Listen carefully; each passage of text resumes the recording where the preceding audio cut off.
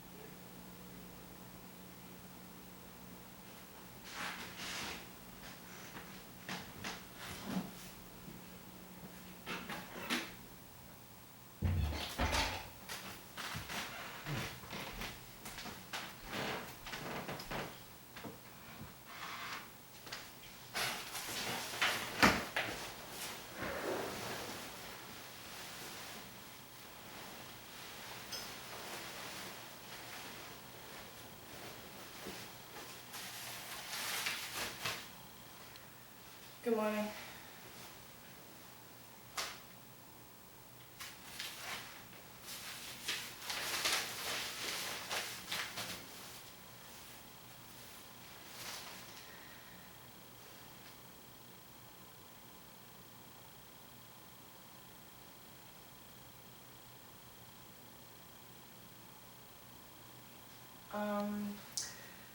This is the New York Times National Edition, Friday, August 29th, 2014. U.S. identifies citizens joining rebels in Syria, nearly a dozen to ISIS. Reputation for brutality is part of the appeal, numbers rising. By Michael S. Schmidt and Eric Schmidt. Washington.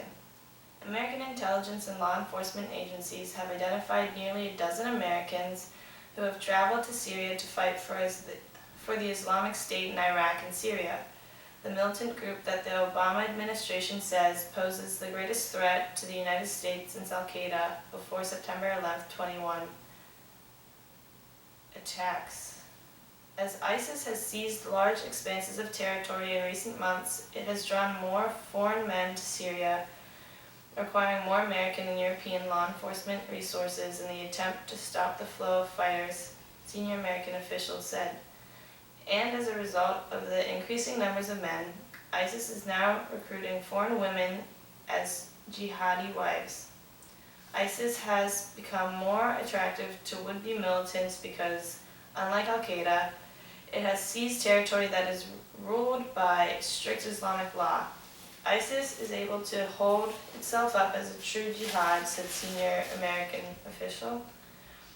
They're saying, look at what we're doing. Look at what we're accomplishing. We're the new face. We're not just talking about it, we're doing it. ISIS's attraction to some is based on its reputation for brutality. On Thursday, that reputation grew worse when it was revealed that it had waterboarded 4 hostages early in their captivity, including the American journalist James Foley, who was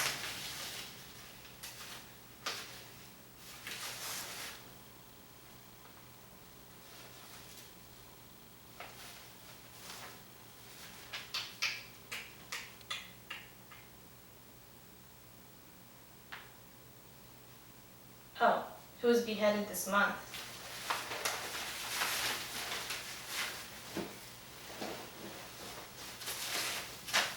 Overall, American intelligence officials said the number of Americans who had joined rebel groups in Syria, not just ISIS, had nearly doubled since January.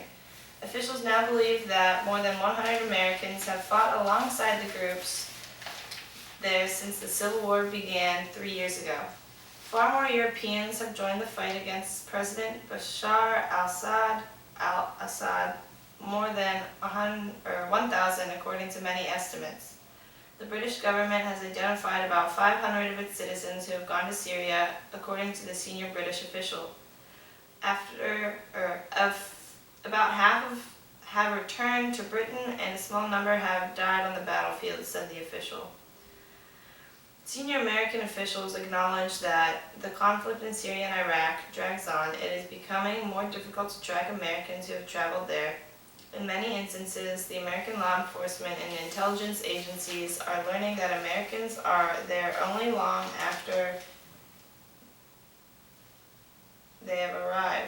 In the latest example of how difficult it is for the U.S. to track its citizens, the FBI on Thursday was attempting to verify reports that 2 or more Americans had been killed fighting for ISIS in Syria. Since the beginning of the Syrian conflict in 2011, at least 4 Americans have died fighting for rebel groups, including Douglas MacArthur McCain, 33, a Minnesota man who was fighting for ISIS when he was killed last weekend by a rival group backed by the United States. Another challenge that the intelligence and law enforcement authorities say they face is that, unlike the situation in previous conflicts, the Americans who have traveled to Syria to fight have little in common. The conflict has attracted both men and women, including some who were raised as Muslims and others who converted from Christianity, and they've come from different parts of the United States. One trend the authorities have detected in recent months is that the American recruits have grown younger. They are now mostly in their late teens or early 20s.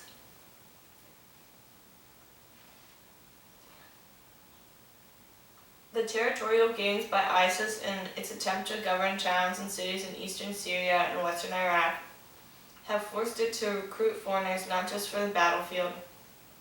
The group has tried to lure doctors, oil field workers, and engineers to live in and run the caliphate it claims to have established, according to the officials. American officials say their concerns about the recruitment and training of Americans are based on intelligence gathered from travel records, family members, intercepted electronic communications, social media postings, and surveillance of Americans overseas who have expressed interest in going to Syria.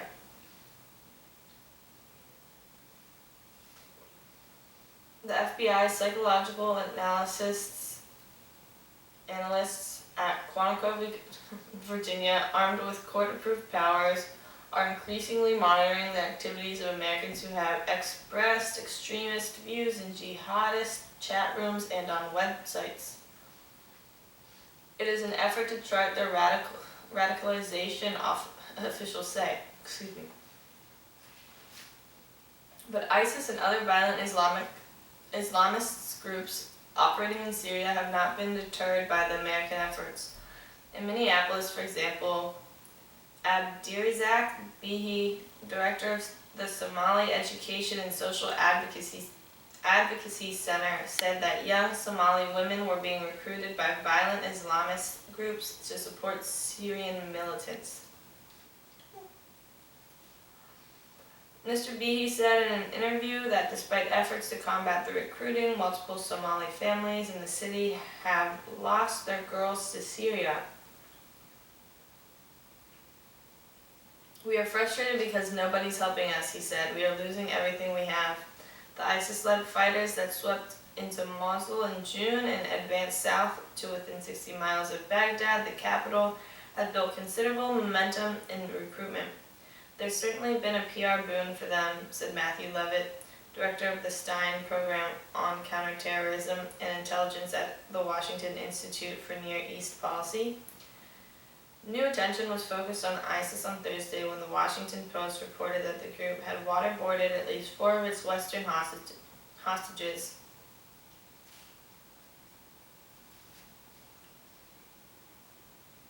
The hostages were tortured in other ways as well, American officials said, but the waterboarding disclosure was considered significant because the practice was used during the George W. Bush administration on detainees held in the fight against terrorism. Some senior American officials warned that Americans might face the same treatment if they were captured abroad.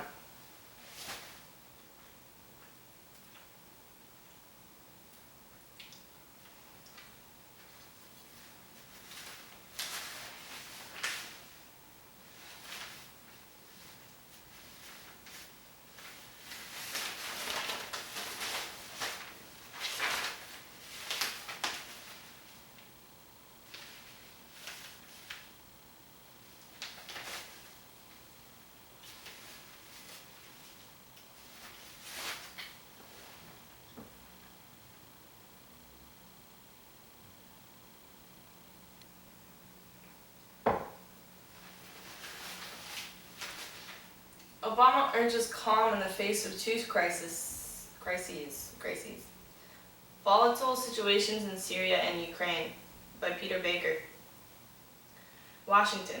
President Obama confronted a pair of volatile international crises with restraint on Thursday, as he said he was not close to authorizing airstrikes against Islamic extremists in Syria, and played down the latest escalation of Russian military intervention in Ukraine. With tensions rising in Europe and the Middle East, Mr. Obama emphasized that a military response would not resolve either situation and pledged to build international coalitions to grapple with them. Despite pressure from within his own government for more assertive action, he tried to avoid inflaming passions as he sought new approaches. Mr. Obama confirmed that he had asked the Defense Secretary Chuck Hagel for options for military strikes in Syria to target the Islamic State in Iraq and Syria, which has established a virtual state straddling the border of those countries. But speaking with reporters before a meeting of his national security team, the president said no action in Syria was imminent because he had not yet seen military plans. "We don't have a strategy yet," he said. "I think what I've seen in some of the news reports suggests that folks are getting a little further ahead of where we're at than we currently are." His comment instantly drew fire from critics and prompted aides to clarify that he was only talking about what to do in Syria. Josh Earnest, the White House press secretary, posted a series of Twitter messages and went on television to say that Mr. Obama did in fact have a strategy to combat ISIS in Iraq. He said it included military action, building an inclusive government, supporting Iraq's armed forces, and recruiting regional partners.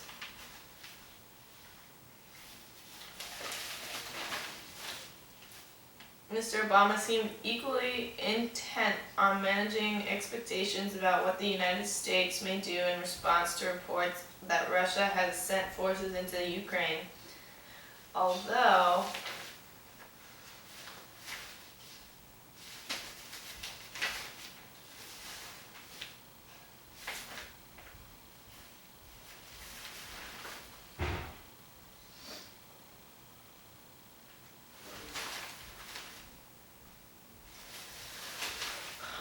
he said he expected to impose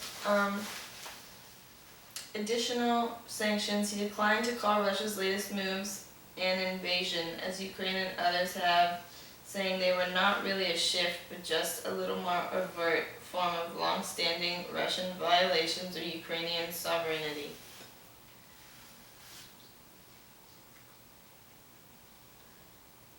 I think the actions that we've seen in the last week, a continuation of what's been taking place for months now, Mr. Obama said. The separatists are backed, trained, armed, financed by Russia. Throughout this process, we've seen deep Russian involvement in everything that they've done. In both cases, Mr. Obama took a strikingly different tone than his own advisors have in recent days. The nation's top military official, security advisor, both talked in sharper terms over the last week about the possibility of striking in Syria, while Mr. Obama's ambassador to the United Nations expressed moral outrage on Thursday over Russia's latest actions in Ukraine.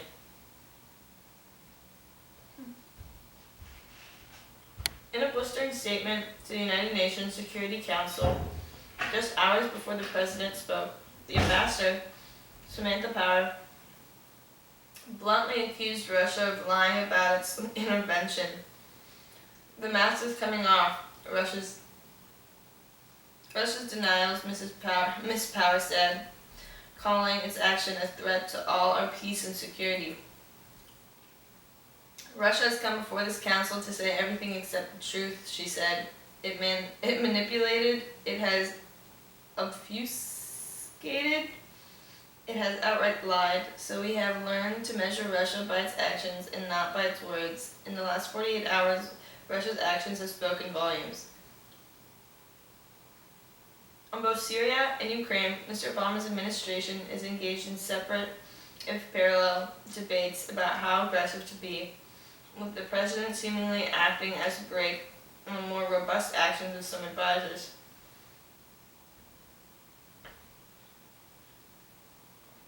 Administration officials have been preparing for another round of sanctions against Russia in conjunction with European allies, but they're unsure whether the president will take them to the next level, affecting broader swaths of Russia's financial and energy sectors at the risk of harming American and European economic interests. Some officials have urged going beyond such economic measures and intervening more directly to tilt the odds on the battlefield in favor of Ukraine's new pro-Western government. Not only do some administration officials want to speed up promises of limited aid to Ukraine's military, but some are pressing to provide arms and intelligence that would help Ukraine counter the sophisticated equipment that the United States and Europe say Russia is providing to separatists, as well as its own forces now crossing the border.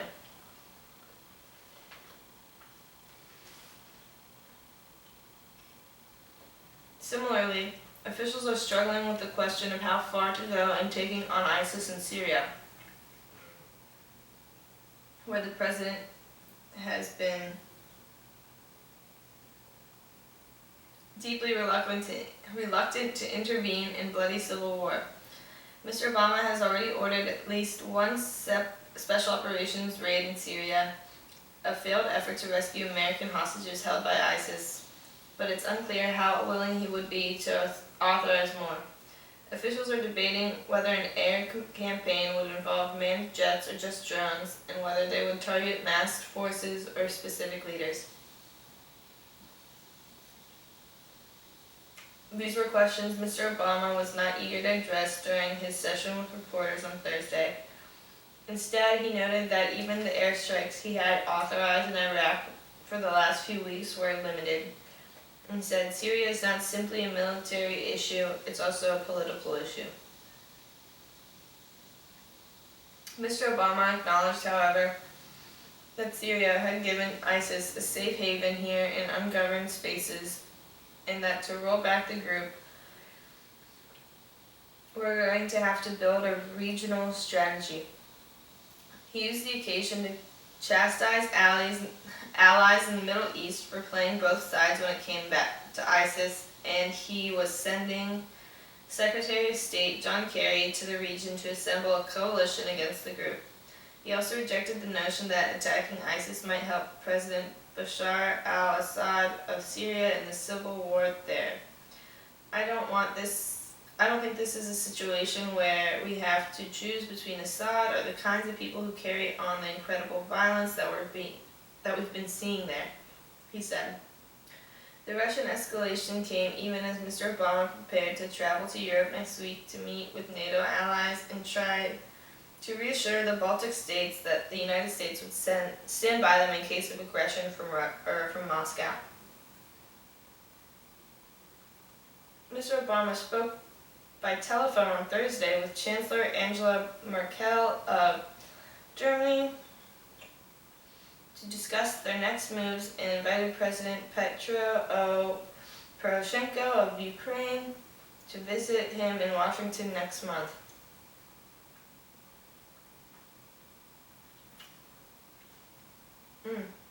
While Mr. Obama has been reluctant to send substantial American forces to allies in Eastern Europe, NATO now plans to create a spearhead, rapid deployment force and a more visible presence in the region.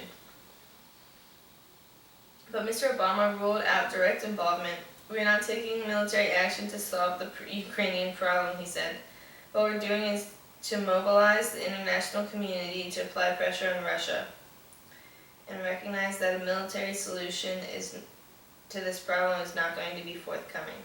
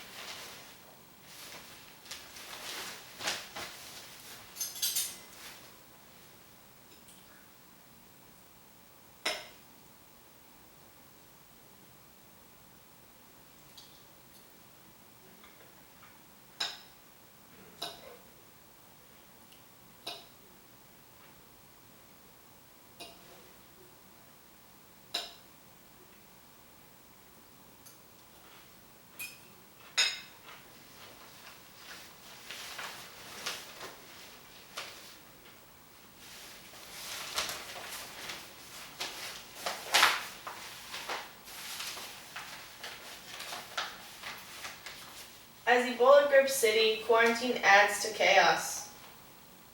By Norimitsu Onishi. Monrovia, Liberia. Some people are swimming in and out of the Ebola quarantine zone in this seaside capital. One man slips out every day to reach his job at a Western embassy. Another has turned his living room into a toll booth, charging others to escape through his apartment at the edge of the cordoned area. Countless others have used a different method, bribing their way out with fees that soldiers determine according to a person's appearance, circumstances, and even gender. Christian Vieira, 26, a clothing salesman, sneaked out through an abandoned building with his girlfriend, Alice Washington, 21, and 8 friends. Go back, soldiers and police officers yelled, he recalled, but the conversation quickly took on a different turn. What do you got? Those carrying goods handed over more than $8, Mr. Vieira said. Traveling light, he was charged $4.25 for his girlfriend and about $6 for himself. Because I'm a man, the couple would now share a shack a few blocks outside West Point, the vast sprawling slum that was placed under an Ebola quarantine last week. I didn't want to stay in West Point for 21 days, he said, referring to Ebola's maximum incubation period. I wouldn't die of Ebola, but of hunger. The 5-month-old outbreak here in West Africa, already worse than all other Ebola epidemics combined, is for the first time spreading uncontrollably in a major city, one in which a third of Liberia's 4.5 million people are estimated to rub shoulders, often uneasily. Though Ebola reached Monrovia 3 months after its appearance in the rural north, the city has become, in a few weeks, a major focal point for the epidemic.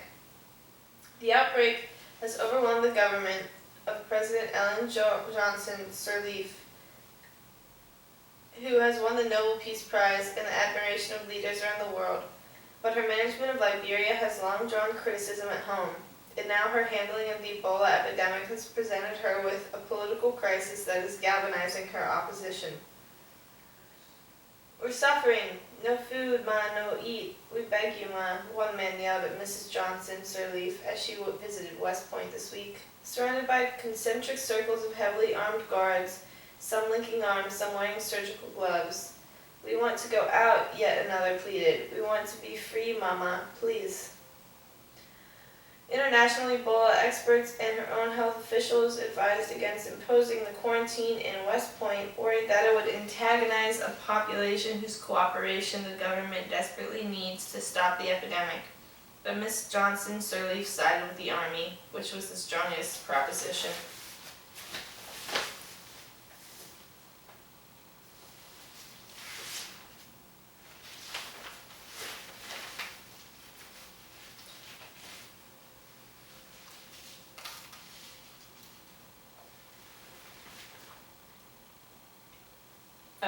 The strongest proponent of the quarantine and took the lead in enforcing it, especially in the first 2 days.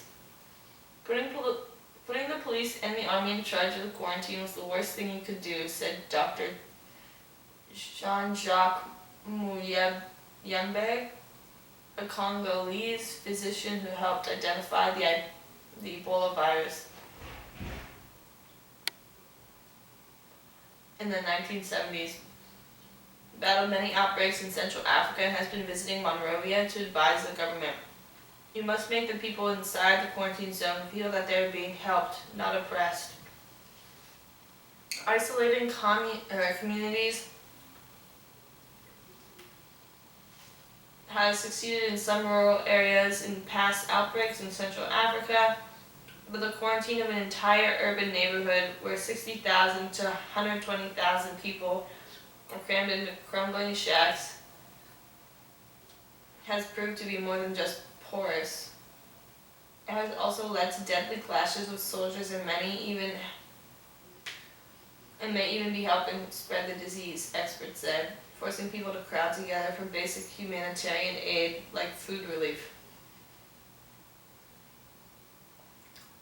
Cordoned off from the city, young men in West Point squeezed together in dense lines for rice and water, pushing and shoving, sweat mixing, saliva flying, blood sometimes spilling. One morning, a man in a wheelchair trying to cut to the front was beaten, stripped, and left sprawled in the middle of the road, urinating over himself. The quarantine is going to worsen the spread of Ebola, said Dr. Muyembe, the director of the National Institute for Biomedical Research in Kinshasa, Democratic Republic of Congo. It's difficult to understand the motivation behind it. It's simply not a good strategy.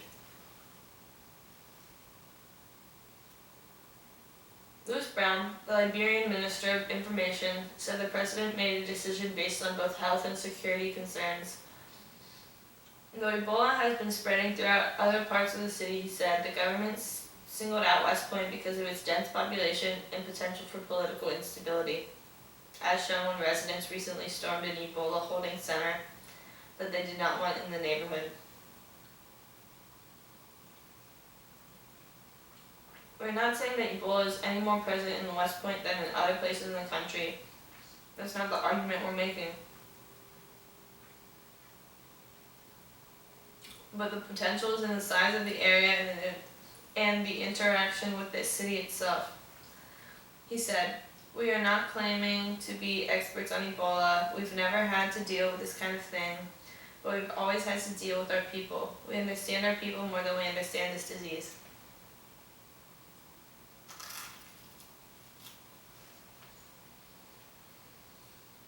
Ms. Johnson Sirleaf has made no public statement since the start of the quarantine and the fatal shooting of a 15-year-old West Point boy, Shaki Kamara, who was caught in the battle between soldiers and men trying to break out of the quarantine zone.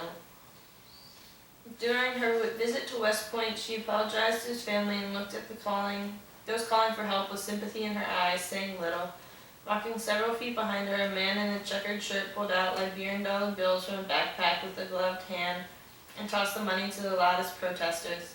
The money silenced their criticism but immediately set off fistfights.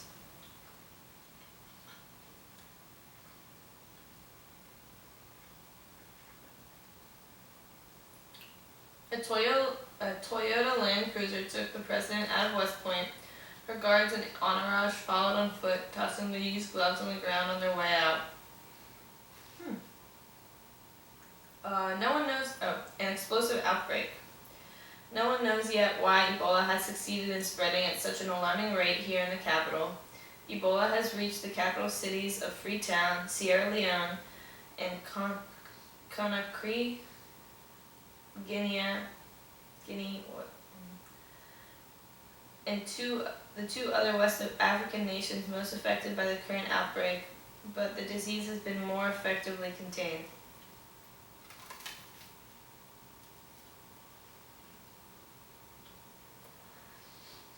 The first cases in Monrovia were reported only in June. Infections have multiplied quickly here in recent weeks, illustrating the speed with which Ebola can spread in a major urban area. The country containing Monrovia quickly registered the nation's biggest death toll. Now 274 deaths out of a national 754, according to the Ministry of Health. The Conakry outbreaks have been very small and they haven't exploded into Freetown, said Dr. Armand Sprecher, an Ebola expert for Doctors Without Borders here.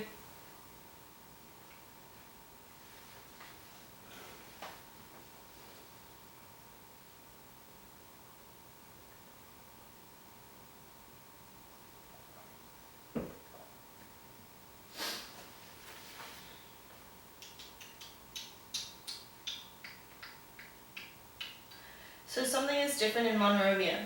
It's something in the disease transmission behaviors in Monrovia that has done this. That's my guess. We've never seen this kind of explosion in an urban environment before.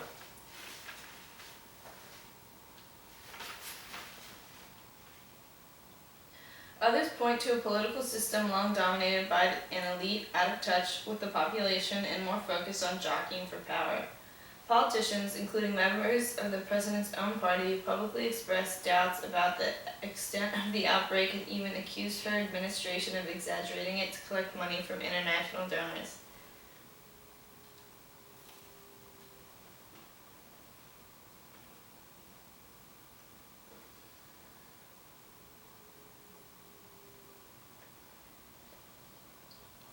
Among Liberians still grappling with the consequences of a 14-year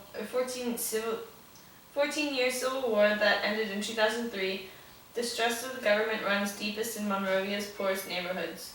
Despite billboards and posters throughout the city declaring that Ebola is real, many Liberians believe it is not. Dr. Moses Masakoya, who has been heading Ebola case management for Liberia's health ministry during the crisis, said that high-level political denials and the expansion of a treatment center that just as cases mushroomed last month. High-level political denials delayed the expansion of treatment center. Okay. Unfortunately, Ebola is not waiting for politics, he said. That was a missed window of opportunity. As the situation worsened in the capital in mid-August, the government established the city's first Ebola holding center in West Point, Monrovia's biggest slum and political opposition stronghold. Locals ransacked and closed down the center within days. On August 20th, under the president's orders, an army and police placed West Point under quarantine, the first time, some experts say, that a quarantine was attempted on such a scale. West Point reacted with fury. Hundreds of young men tried to storm through the barricades as soldiers fired live rounds to drive them back. The 15-year-old boy, Shaky, was killed. Only heavy rain started around noon to put a stop to the riots. In rural areas, quarantining communities can work if they are small enough and unified under political or traditional leadership, experts say. What is important is for the people to participate in the process, otherwise it becomes too difficult to implement effectively, said Dr. Nestor.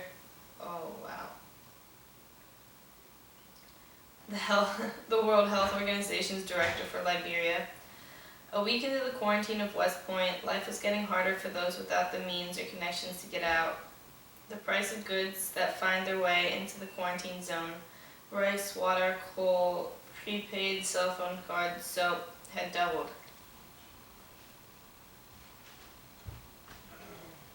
People are fighting for food to eat, said Victor Nwanodu, who owns one of the West Point's most popular public toilets and baths. Business has dropped, he said, as people can no longer afford to pay for a hot bath. Serena Wallow, 31, was one of the few dozen people whose houses were washed away this week along West Point's heavily eroded shoreline. Unable to leave the quarantine zone, her family now has to stay with friends in the area in the kind of overcrowded conditions where Ebola thrives. I'm not happy with the government, Ms. Wallow said. They're treating us like we are slaves. A political backlash. Like her counterparts in Sierra Leone and Guinea, Ms. Johnson Sirleaf was dealing with Ebola for the first time. She decided to do so with a firm hand by deploying the army, an institution that remains troubled despite being rebuilt after the Civil War with the American training and hundreds of millions of dollars in American assistance. Ms. Brown, the information minister, said that it was necessary for the army to take the lead in the first couple of days of the quarantine. If the military had not backed up the police the way they did, probably not only West Point would have been overrun, but the city center would also have been overrun, he said. But the president's handling of the crisis is drawing new political challenges and leading to defections. Political parties and newspapers are calling for her resignation. This week, Ms. Johnson Sirleaf announced she had fired high-ranking government officials who refused to return to Liberia because of the Ebola outbreak. Though she inspired great hope among Liberians when she was first elected in 2005, becoming the first woman elected head of state in Africa, the crisis has fueled long-standing criticism that her reputation abroad was inflated by foreigners with little knowledge of the conditions in Liberia.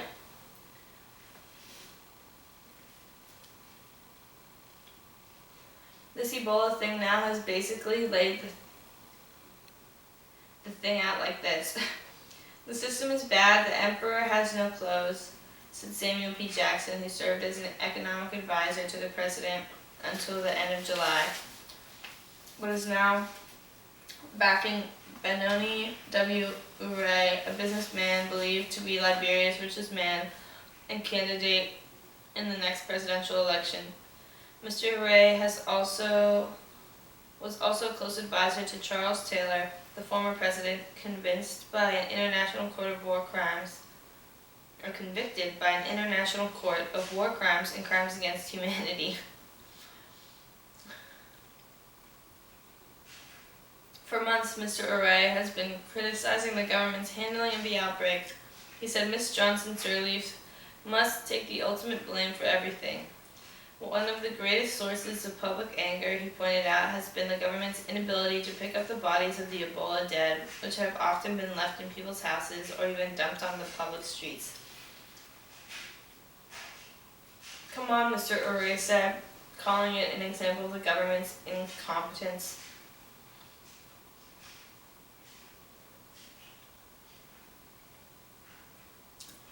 Geraldine Pia, the president's press secretary, said that Ms. Johnson Sirleaf was no longer giving interviews. In a very brief exchange, Ms. Johnson Sirleaf said that of the quarantine, "We are trying to make it go well." Little a hospital could do. Shaky Kamara, the 15-year-old boy who was killed in the clashes in West Point, was raised by his aunt. His mother died when he was a toddler, and his father a couple of years later. On the morning of his own death, Shaky had gone to buy tea and bread for his aunt at a shop near the entrance to West Point, but apparently got caught between a crowd of rock-throwing men and soldiers firing live rounds. "No pa, no ma," he said, pleading for help as he lay on the ground with wounds to both legs. The defense military said the wounds were caused by barbed wire, but Dr. Mohammed Sanko, the medical director of the Redemption Hospital where Shaky died, and 2 other hospital staff members said the boy died after suffering deep bullet wounds. There was little the hospital, where a doctor and several nurses had died recently, of Ebola could do, the hospital workers said. There was no material in the emergency room. The theater was not operating. While visiting West Point, the president promised Shaky's family an investigation into his death. Shaky's older brother, Lucien Kamara, 27, said he told the president he wanted nothing, just Shaky's body for a proper funeral. Shaky's aunt, Ava Na, left the door open. "She told me that after everything she will get back to me," Miss Na said.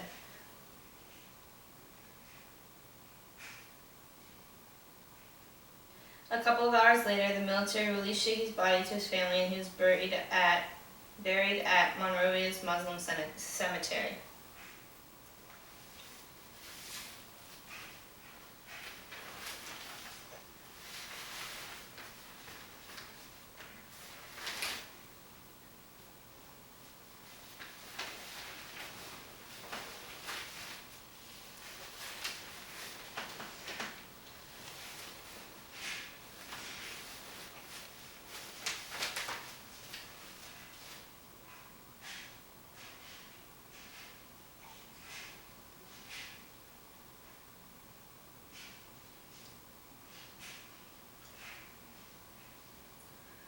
Evictions soar in hot market, renters suffer, by Shayla Dewan.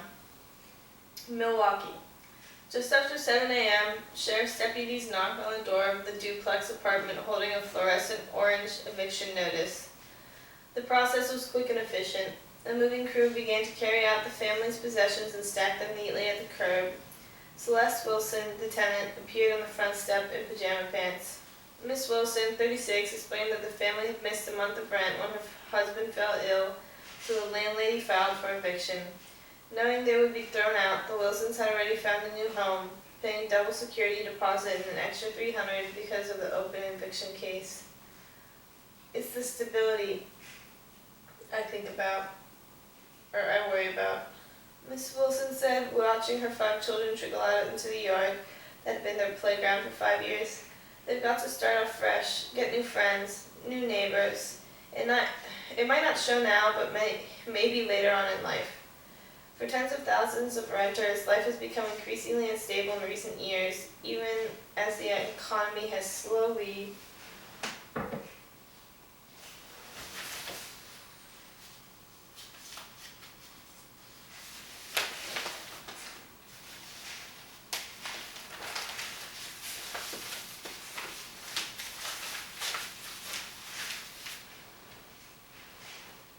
improved. Middle-class wages have stagnated and rents have risen sharply in many places, fueled by growing interest in urban living and a shortage of rental housing. The result is a surge in eviction cases that has abruptly disrupted lives, leaving families to search for not just new housing that fits their budgets, but new schools, new bus routes, and sometimes new jobs.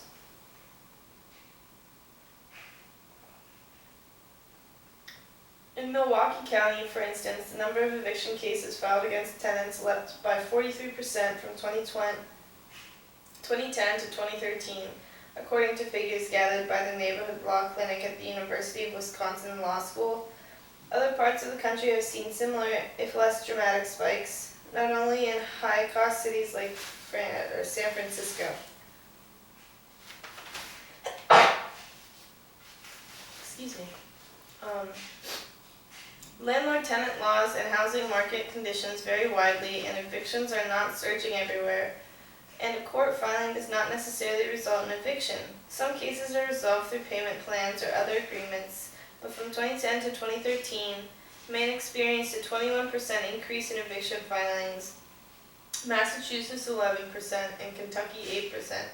In the fiscal year that ended in June, New Jersey, which has some of the strongest tenant protections in the country, had 1 eviction filing for every 6 renter households. In Georgia,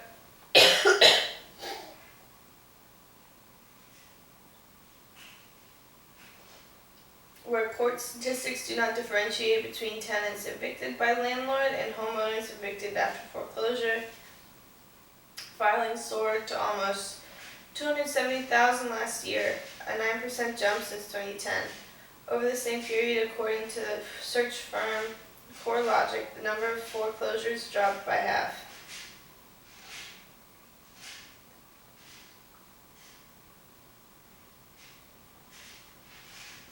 Perhaps the simplest explanation for the rise in evictions is a severe shortage of rental housing caused by a lack of new construction during the recession and the wave of foreclosures that turned homeowners into renters and occupied housing into abandoned life.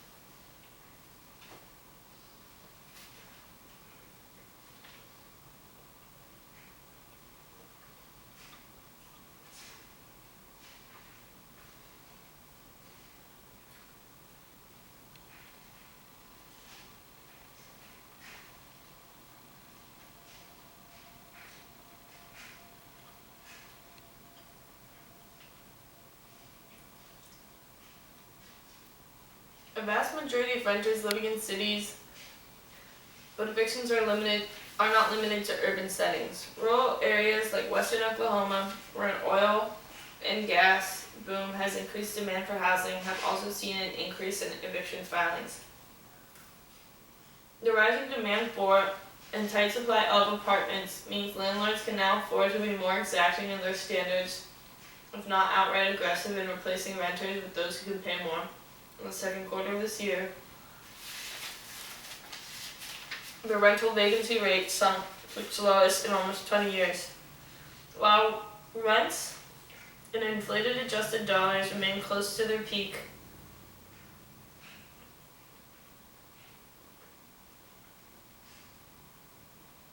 some advocates for tenants said that court filings were just the tip of the iceberg.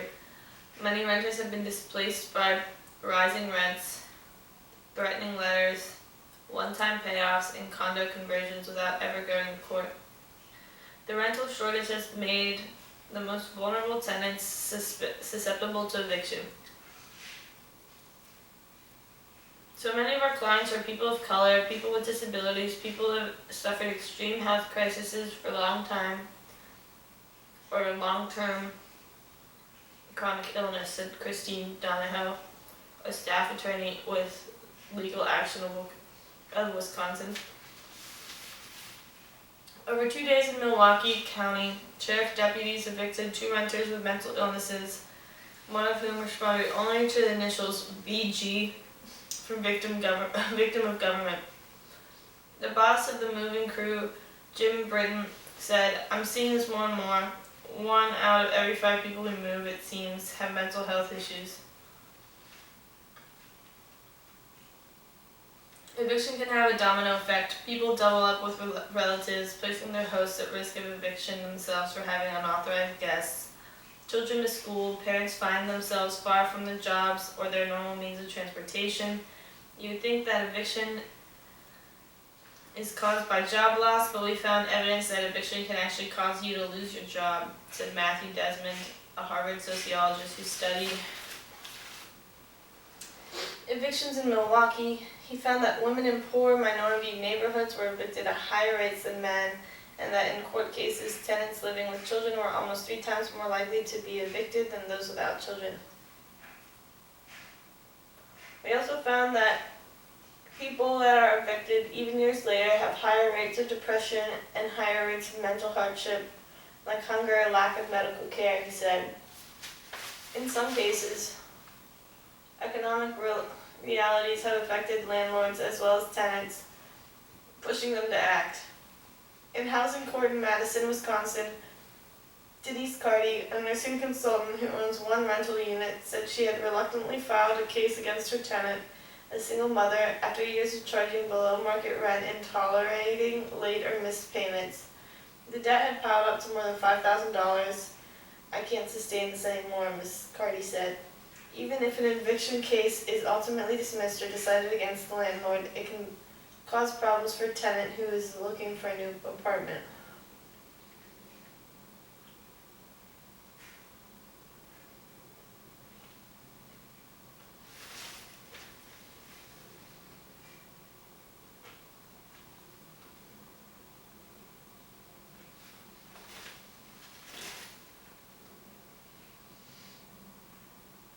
In Madison, Joanna Eccles, a 34-year-old mother of 2, said her previous landlord filed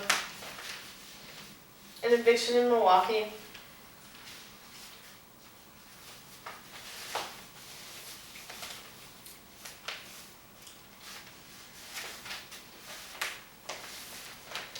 He found that women in poor minority neighborhoods were evicted at higher rates than men.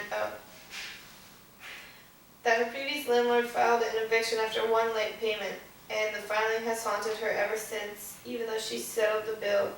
After 7 rejections, she found a new apartment with the help of a social service agency, but car repairs left her $100 short on the rent 1 month, so she now has a second eviction filing. Again, she paid what she owed, but she believes that her record will make it impossible to move, even though it takes her an hour and a half by bus to get to work since her car broke down once more. In a few states, there have been efforts to strengthen laws protecting tenants.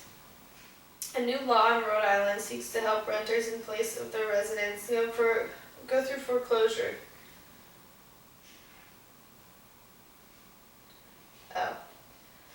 Virginia recently extended landlord-tenant regulations to small landlords. In Oregon, it is now legal for a landlord to count eviction filings against a prospective tenant unless the tenant lost the case and it is less than 5 years old. but other efforts to slow evictions have been less successful.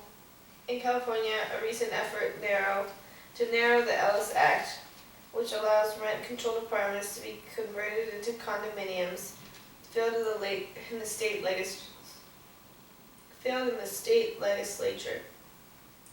From early 2010 to early 2013, the number of Ellis Act evictions in San Francisco increased by 170%, while the number of evictions overall went up to 38%, according to the San Francisco Chronicle. And in Wisconsin, the legislature has gutted local landlord-tenant regulations in a series of bills, barring cities from enforcing statutes that required landlords to give tenants a reason for declining to renew a lease or to assess an apartment applicant's ability to pay based on history rather than income. Money that went to legal aid groups to help prevent homelessness, allocated beginning in 2009 as part of the federal stimulus program, has dried up. The 2010 study of the Boston Bar Association found that renters with lawyers were twice as likely to avoid eviction as those without. Tenants living in subsidized housing or using a federal housing voucher can find that support jeopardized by an eviction filing. That is why Lynette Moore and her 2 school-aged daughters were living in a Super 8 motel in Madison about a month after being evicted from a 3-bedroom house in a suburb of Milwaukee where they had lived for 8 years.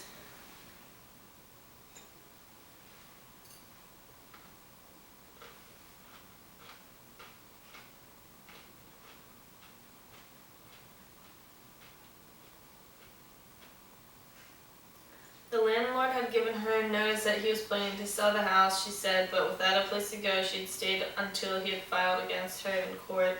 Now she is looking for work in Madison, where she hopes life will be easier while commuting to her job as a healthcare aide in Milwaukee, and hoping that a legal aid lawyer will be able to get her rental voucher restored. The disruption sidelined her plans to work more hours and go back to school, Miss Moore said. We was just getting to the point where we could do life-changing things, she said. The move has come just as her daughter, Alicia, 17, was about to start her senior year in high school, and Isla, 10, had 1 year to go in elementary school. Now the 2 are biding their time until they start new schools in the fall. During an interview, Alicia said little, but Isla chattered incessantly as she pretended to feed a toy dog, Sparky, some of her dinner. Abby's going to be really mad, Isla said. Abby is another stuffed animal, but unlike Sparky, she has been packed away in storage until the family finds a new home.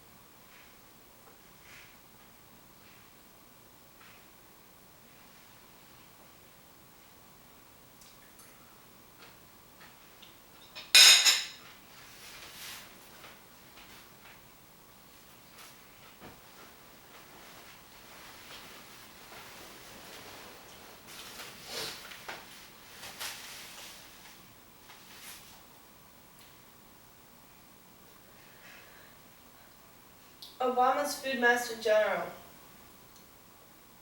by Jennifer Steinhauer. Washington. Back in 2005, when President Obama was a mere freshman senator, his wife, Michelle, found herself overwhelmed with the stress of being a full-time working mother, largely alone in her Chicago home, with two daughters who got sick a little too often. Sluggish and above her fighting weight, she wondered if her family's diet, lots of prepared foods and a few too many Cheetos, might need an adjustment. In came Sam Koss, a longtime Chicago friend of the family and chef for hire. Mr. Koss plowed through the Obama's pantry, took out offending foodstuffs, and began preparing whole grains and steamed vegetables for Miss Obama and the girls, who liked to trail Mr. Koss in the kitchen while he chopped and stirred. From there, Mr. Koss found himself an astonishing beneficiary of luck and timing as he blazed a trail of cruciferous vegetables into the First Lady's heart. Today, he's one of her top policy advisors for the First Family's personal chef and a window into the zealously guarded space and taste of the Obama White House.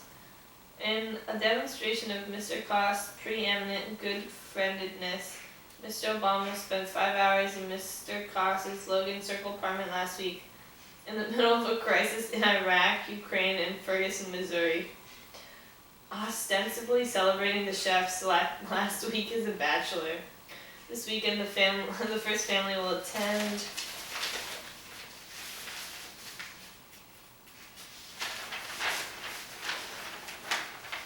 Mr. Koss's wedding to Alex Wagner of MSNBC.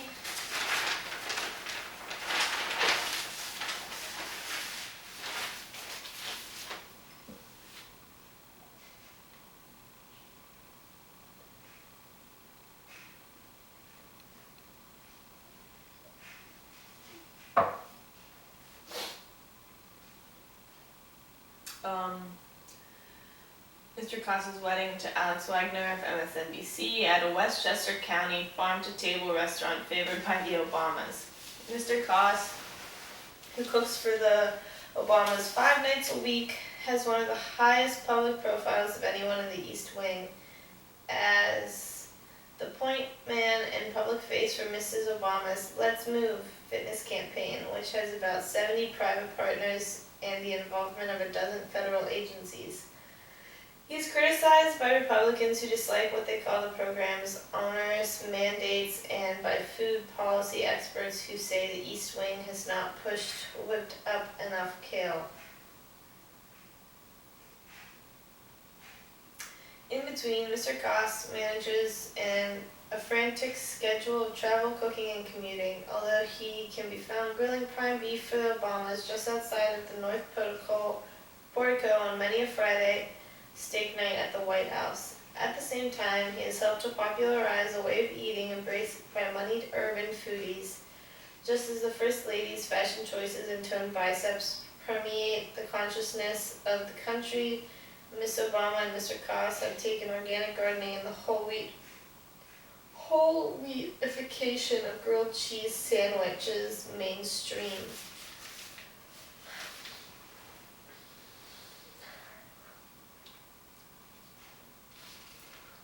He's on the forefront of a social movement, said Dan Barber, the executive chef at Blue Hill at Stone Barns in Pocantico Hills, New York, the site of the Wagner-Koss wedding. I've watched it with admiration, Mr. Barber, a pioneer among chefs who have become food policy wonks, consulted on Mrs. Obama's White House kitchen garden. He would provide no wedding details.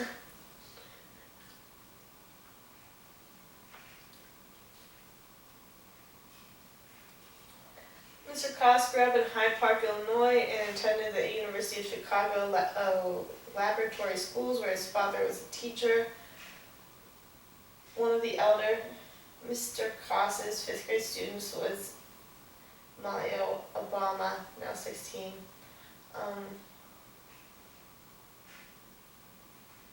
The school was sort of a utopian fantasy land, said Michael Hoy, a classmate of Mr. Koss who lives in Los Angeles. There were kids from every walk of life, he added. I definitely would not have thought of Sam to be a food guy. When we were in school together, he was very focused on sports.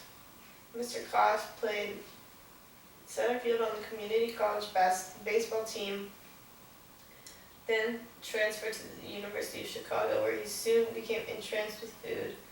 He trained in kitchens in Europe and Mexico, returned home to work at the Chicago restaurant The Vec, and eventually began a company, Inevitable Table, which offered his personal chef services to clients in private homes. When the Obama family moved to Washington, they more or less begged Mr. Koss, who had become an uncle of sorts to the children, to come with them, giving him the title of assistant chef in charge of the family meals.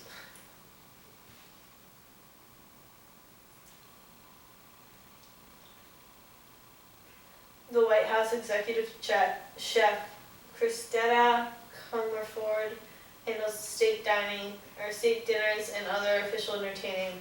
Eventually, Mr. Koss took on the Let's Move portfolio.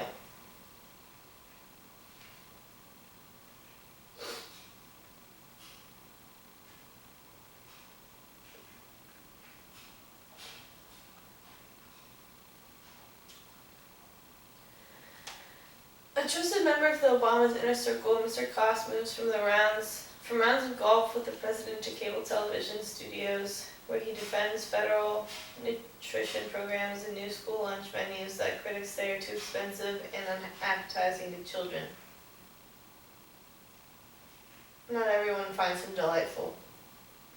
Despite efforts to promote healthier choices to students, said Diane Pratt Hebner, the spokeswoman for the School Nutrition Association, citing a national survey of members, schools are struggling with decreased lunch participation. She said agriculture department data shows that despite increasing student enrollment in participating schools, lunch participation is down in 49 states, with 1 million fewer students choosing school lunches each day.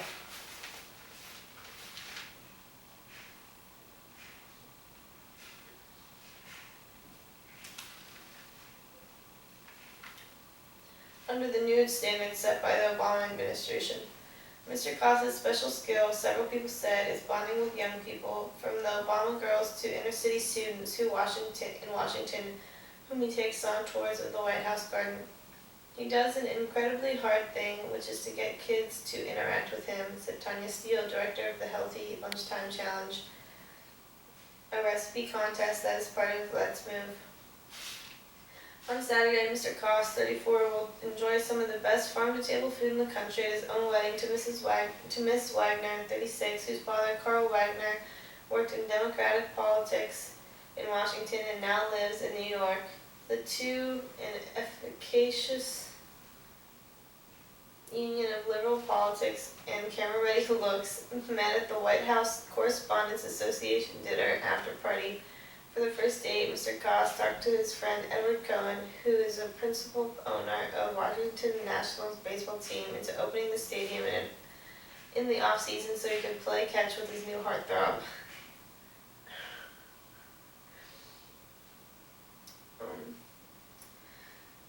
Mr. Koss is expected to stay through the end of the president's second term as one of the last remaining original staff members of this White House, perhaps for no other reason than his love of the garden, where 1,000 pounds of food is grown each year, much of it served on the premises. He has this bizarre affection for a fig tree, says Eddie Gammon Cohen, whose blog ObamaFoodorama.com documents the eating life of the White House.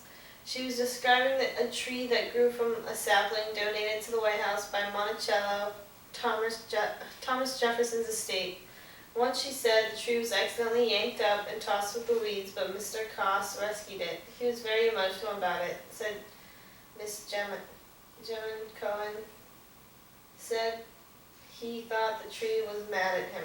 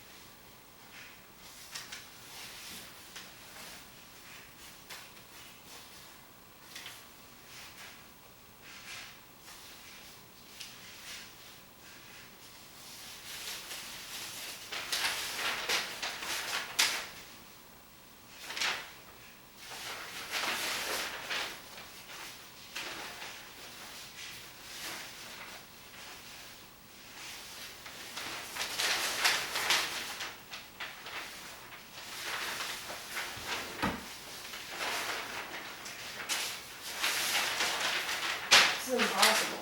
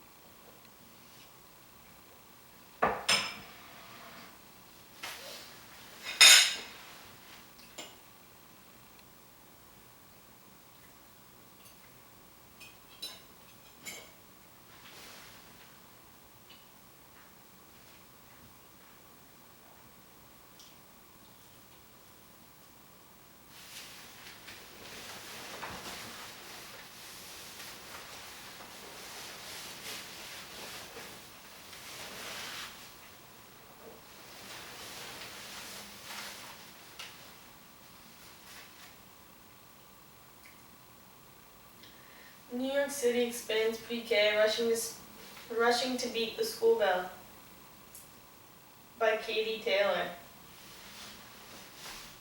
Shantae Jones walks around central Brooklyn for hours every day, visiting playgrounds, lingering outside public schools, trolling the cereal aisles and supermarkets. Anywhere she thinks she might find small children and their parents. Good morning, she said, approaching a young couple at a playground in Brownsville this month. Do you know any 4-year-olds? Expanding free full-day pre-kindergarten to all 4-year-olds was one of Mayor Bill de Blasio's signature campaign proposals, and his administration has invested heavily in it.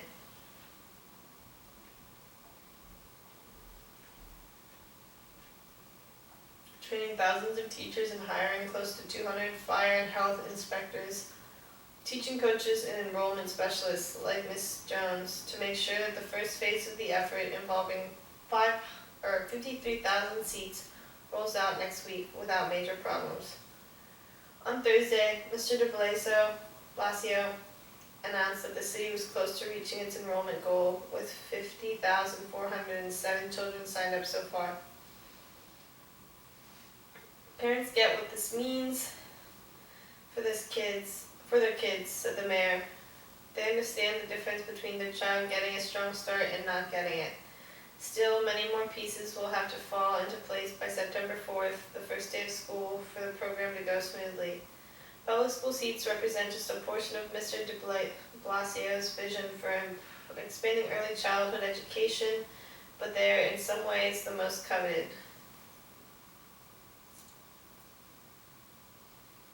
Since they often have established programs in public schools.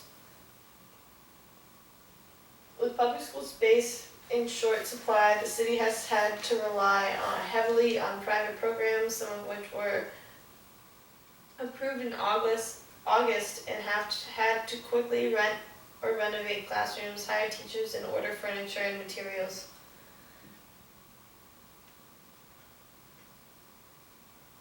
Among dozens of programs leaders interviewed, several by this week have had fewer than half of their seats filled, or looking for teachers who did not have the requisite approvals from the city's health or fire departments. Many expressed confidence that they would be ready by September 4th, but a few were worried. One director who had recently discovered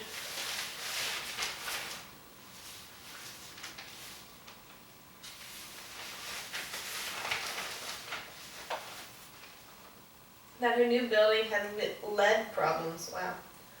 She said she would not be able to open until September 10th or September 15th. Another said that the city was returning for final health inspection on September 4th, but he was hoping to open the next day or the following week. It is critical to Mr. de Blasio's credibility that the program ultimately be seen as successful. In March, after months of lobbying, Governor Andrew M. Cuomo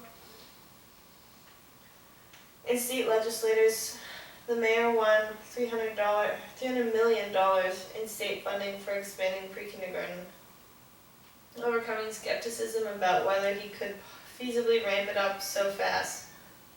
Those those concerns could be vindicated if some programs are not ready by the first day of school, missing teaching materials, for example, or occupying unfinished or unsafe buildings. And that could cause problems for Mr. de Blasio when he goes back to the legislature next year to ask for more money to expand the number of seats further to 73,000, as he has said he will do.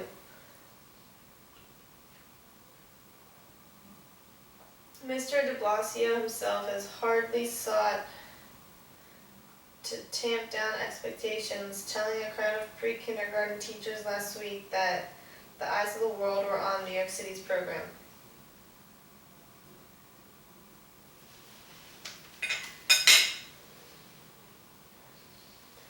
The pressure's on us to perform and to get it right, he said. The vast decentralized nature of the pre-kindergarten program, 2/3 of the seats are housed in roughly 1,000 private locations, presents many challenges because private programs will be paid based on the number of children enrolled by October 1st. Those that are under-enrolled may not be able to make payroll, and they may have to let teachers and students go midway through the fall.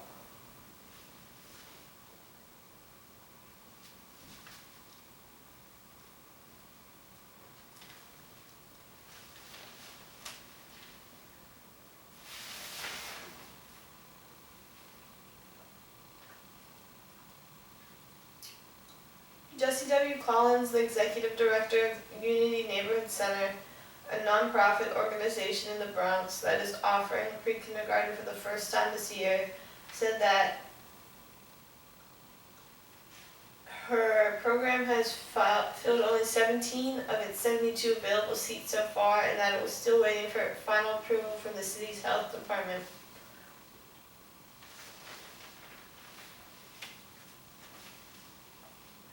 But Ms. Collins, a former public school teacher, expressed confidence that she would fill the remaining slots. I think that there will be a mad rush next week, she said. Mia Chan, the educational director at Morningstar Preschool in Bayside, Queens, was more concerned. She said that one of the school's 2 pre-kindergarten classrooms was full, the other was half full. If Morningstar does not fill the second classroom by October 1st, Ms. Chan said it might not be able to afford to keep the classroom running. I'm pretty sure this is something that every director, every private daycare is worrying about. I guess the worst case scenario is that the other kids, 6 or 7 kids in one classroom, they might have to be relocated to a different program, or if another program has similar situation and they give up first, then I get those kids, she added. The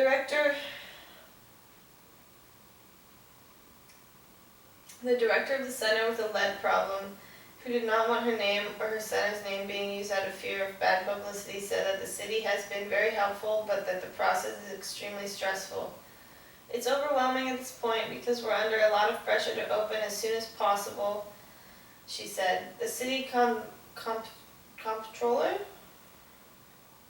Scott M. Stringer, criticized the education department this week, saying that it had so far submitted only 150 of more than 500 contracts with pre-kindergarten providers to his office for review. Saying that his office had found some potential problems among the contracts it had reviewed, Mr. Stringer warned that we cannot sacrifice safety in the name of expediency. In recent weeks, the city has worked aggressively to help sites resolve open health violations, bringing the number with the most serious level of violation down to 5 from 33. Among those that still have open violations is the Friends of Crown Heights Child Care Center on Sterling Place,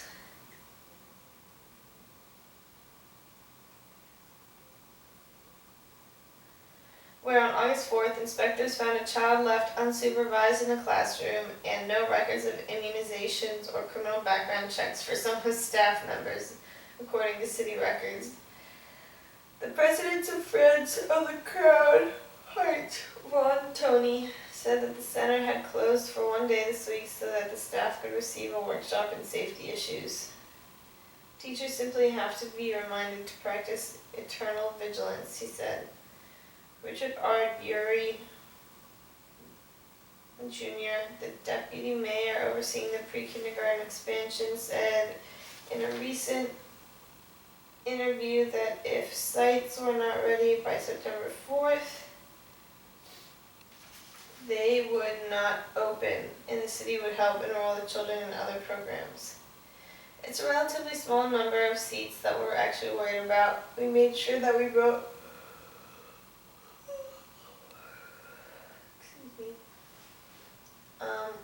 we made sure that we built enough capacity into the system that we can accommodate that risk. Mr. Bury said that the skeptics who thought the city was moving too fast had already been proved wrong. There's no part of this that we accomplished so far that people said we weren't going to be able to accomplish. We weren't going to be able to raise the money. We weren't going to be able to find the teachers. We weren't going to get the spaces ready. We weren't going to be able to find the kids.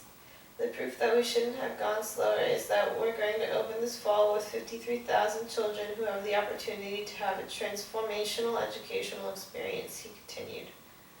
As part of its efforts to ensure that the private programs provide high-quality instruction, the city, with the help of the Bank Street College of Education, offered free 3-day trainings for sessions for pre-kindergarten teachers at Brooklyn College and Queens College. Some 4,000 teachers attended. Early childhood experts led the groups of 24 teachers from public schools, private programs, and parochial schools in discussions about how to organize their classrooms into areas for science, reading, and music, what to do to prepare for the first week, and how to organize the daily schedule. And many program directors said that the city had been very active in helping them get ready, sending out twice weekly emails and calling to offer help. Margaret Blitt, who runs 2 pre-kindergarten programs in South Brooklyn, said that she received calls from different offices at the education department nearly every day. One calls about furniture. Do you have your furniture? She said. Someone else will call and say, how's enrollment? Someone else will call and say, how's staffing? The education department also has 150 people assigned to do walkthroughs of each program. This month, Anita Harrison, 77, a former elementary school principal, visited Bright Kids Daycare, a storefront in Jamaica, Queens.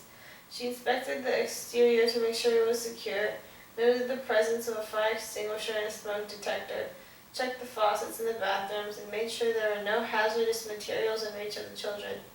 The furniture and teaching materials had been ordered but not yet arrived, and Ms. Harrison noted their absence on the checklist. As the assistant director of the center, Shafiqe Hassan, said this week that the furniture would arrive on September 2nd.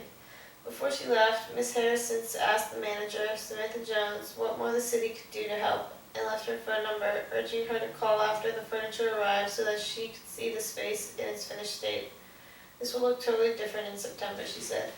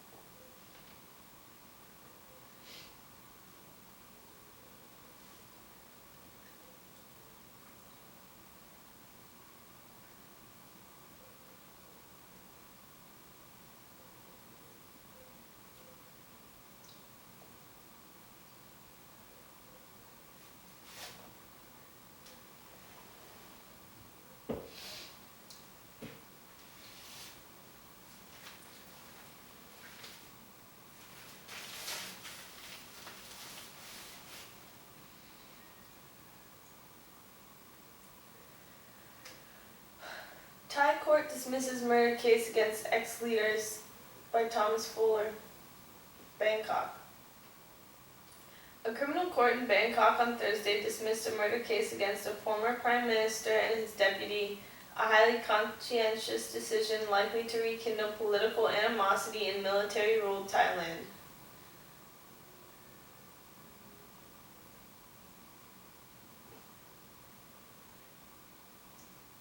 Abhisit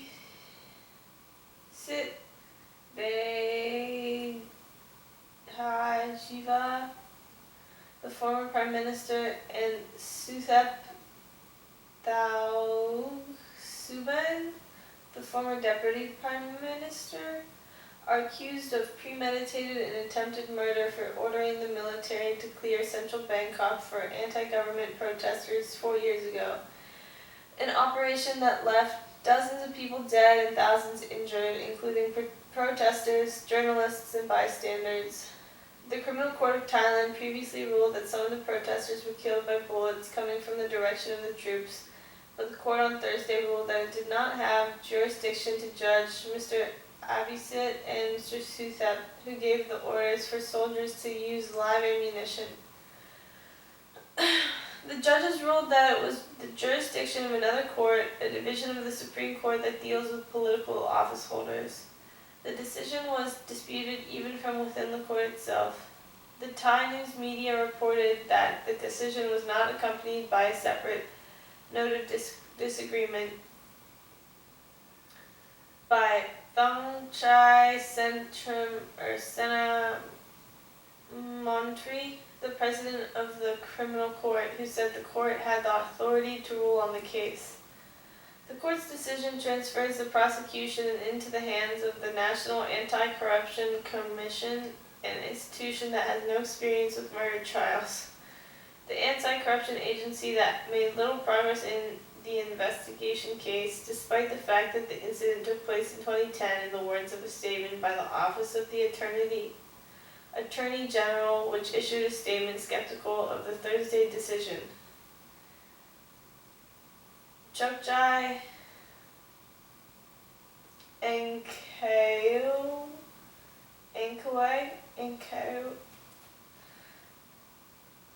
a lawyer for the families of the dead protesters, struck a pessimistic tone about the future of the case.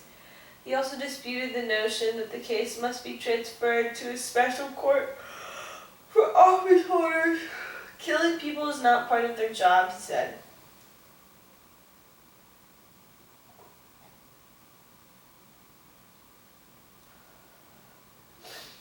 Mr. Chokchai said he would appeal the ruling. He addressed that there had been many cases tried in criminal courts involving officials accused of causing death, including police officers shooting the wrong person.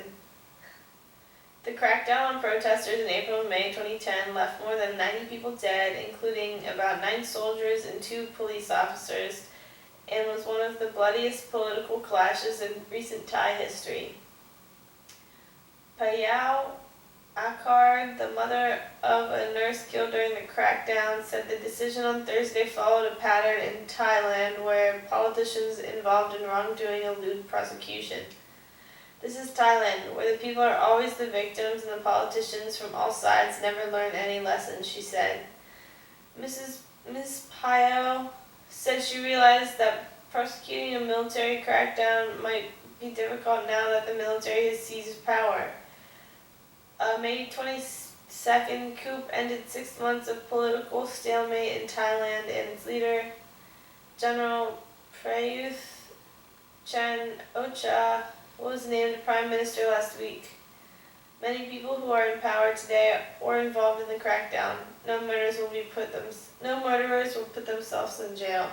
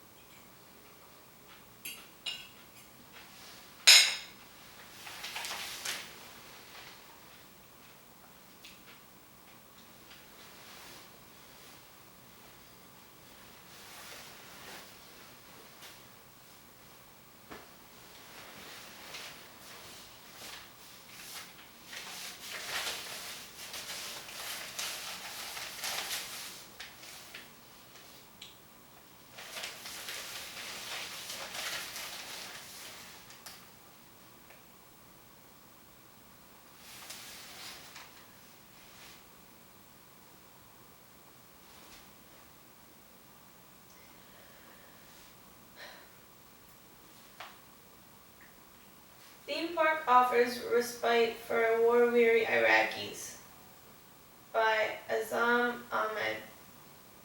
Zakko, Iraq. Just over the final mountain pass leading to this beleaguered town in Iraqi Kurdistan, a blinding array of lights dazzles in the distance. A theme park's giant Ferris wheel emerges on the horizon, an odd spectacle of multicolored pulsating lights amid the thousands of refugees who washed up here after fleeing the militants of the Islamic State in Iraq and Syria.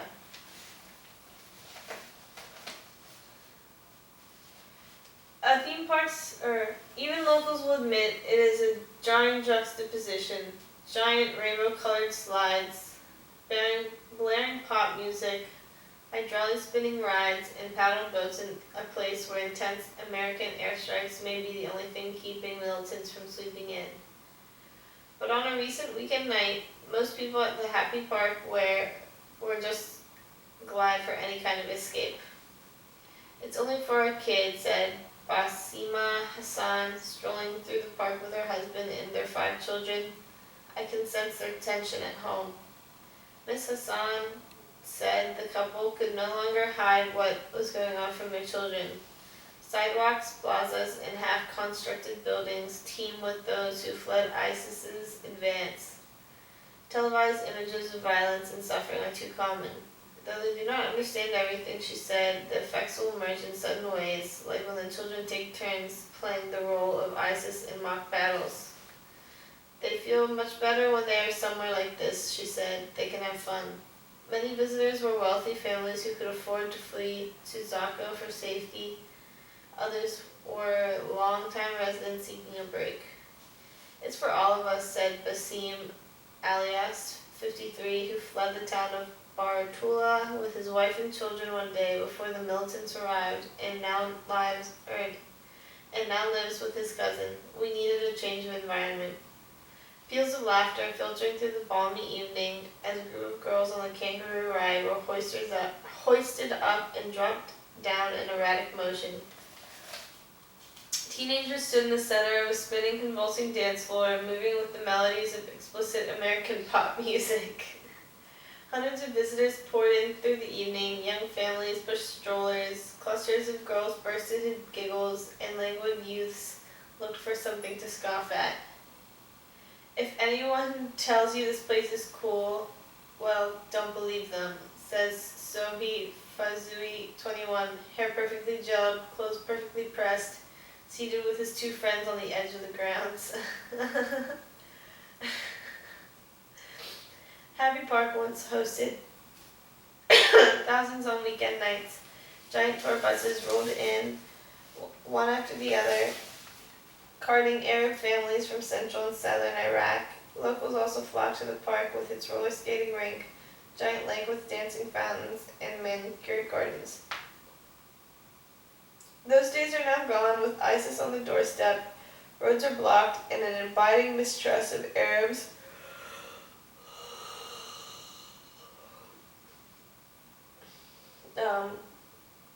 permeates Kurdistan since the initial wave of militant attacks, when many Sunni neighbors opted to join the militants. Local crowds have thinned too amid security fears and the resulting economic uncertainty. "It's nothing compared to before," said Nizar Taher, an accounts manager at Happy Park, commenting on the crowd of several hundred. "Life hasn't gone back to normal yet here." Many who chose to come to the park did so with a measure of guilt. "If someone from my family knew I was here enjoying the park, they would accuse me of being insensitive," said Joma Salim Maho, 27, parked on a bench in front of a giant artificial pond with his wife and 4 daughters. He offered a faint smile and sighed. "Even when I'm here, I don't feel pleasure," he said. "I know what's out there."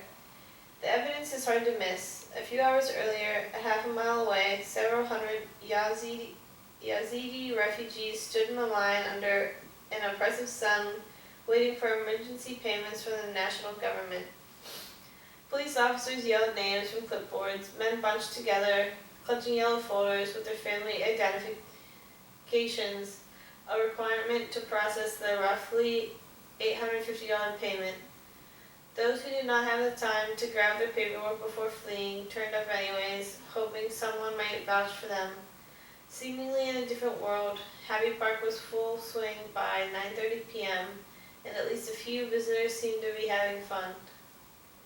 The dance machine Tagada was drawing a crowd. Shaped like a merry-go-round with seats along the periphery, the ride spun up and down and bounced. The ride spun around and bounced up and down simultaneously, perhaps leading more to wait and watch than to try it. As music blared over the speakers, an older man entered the center of the dormant ride and began dancing, waving his arms like a willow, popping up and down in the traditional Iraqi dance moves, and he moved in sync with the music. Periodically, he floated to the edge of the ride and hustled people from their seats to dance with him. One by one, they gave up, no match for his wild energy. Visitors swelled, pulling out cell phones to capture videos of the performance. "No one can challenge me," the old man, Adel Shamari, yelled, thrusting his arms in the air. "I don't want anyone to call me an old man." Seconds later, the contraption awoke and abruptly began to spin.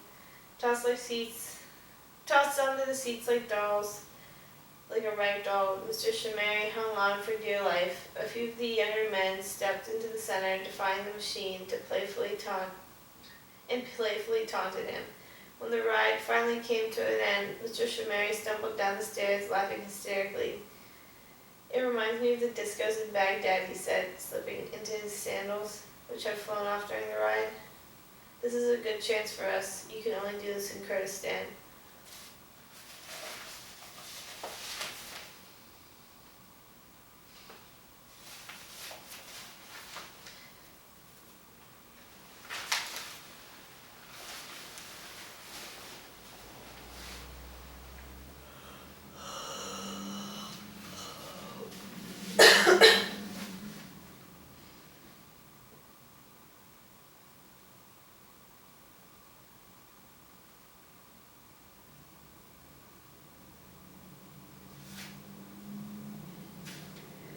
Leader calls on military to end crisis in Pakistan, by Salman Masood. Islamabad, Pakistan. The Pakistani army stepped into the country's 2-week-old political crisis on Thursday when Prime Minister Nawaz Sharif requested that the army chief, General Raheel Sharif, help defuse the standoff that has crippled the government.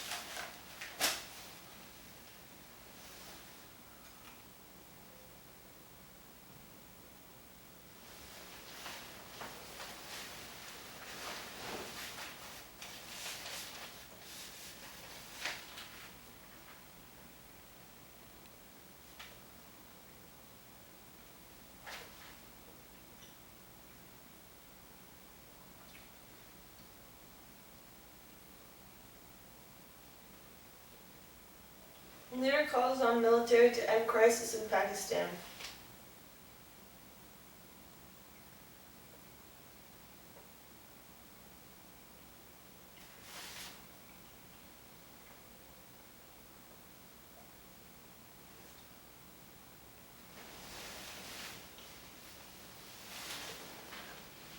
By Salman Masood.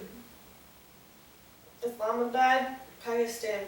The Pakistani army stepped into the country's 2-week-old political crisis on Thursday when Prime Minister Nawaz Sharif requested that the army chief, General Raheel Sharif helped defuse a standoff that has crippled the government.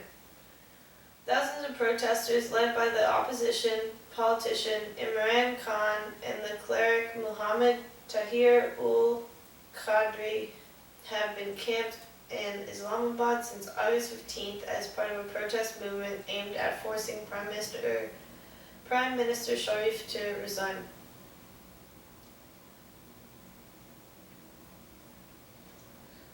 The two movements are allied but have different goals. Mr. Khan, who accuses Mr. Sharif of rigging last year's general election, wants a new election, while Mr. Qadri is calling for an interim unity government to run the country. Every night, the two protest leaders have held rallies in Islamabad, defying predictions from government supporters that their movements would fade away. Efforts by Mr. Sharif's government to end the crisis through direct negotiations have failed in recent days. Mr. Qadri's campaign in particular has pressed to demand that Mr. Sharif's younger brother, Shahbaz Sharif, the chief minister of Punjab province, resign first. Mr. Qadri's campaign has been energized by anger among his supporters and the broader public over a police shooting episode in Lahore in June, in which at least 10 of his supporters were killed. Mr. Qadri has accused Shahbaz Sharif, who has direct control over the Lahore police, of ordering the shootings.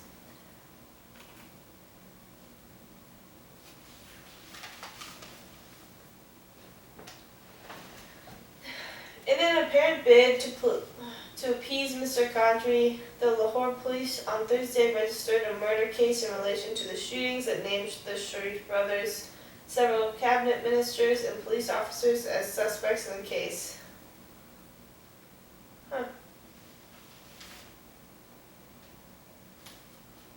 The legal action falls short of an indictment,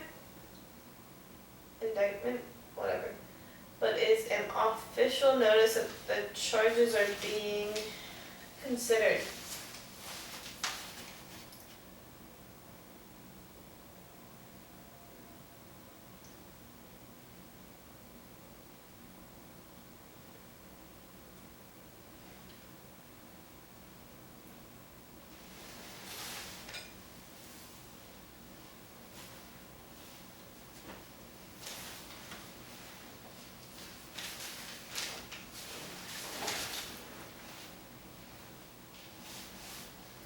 Mr. Qadri and Mr. Khan had billed Thursday as the decisive day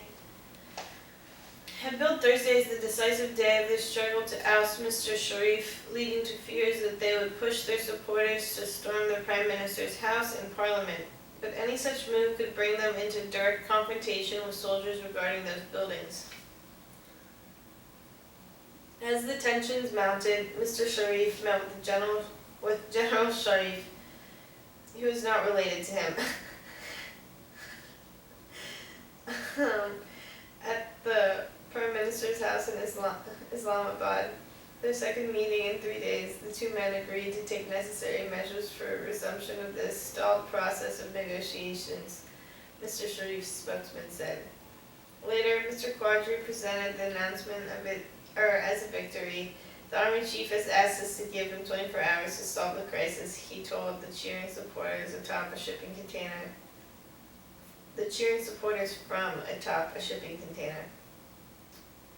Mr. Khan said that he was postponing his next plan of action for 24 hours to allow General Sharif time to mediate. Then he left the protest site to meet with the army chief.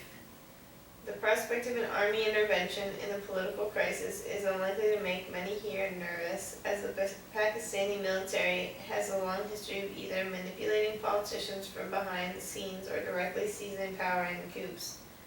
The army's relationship with Mr. Sharif is especially turbulent.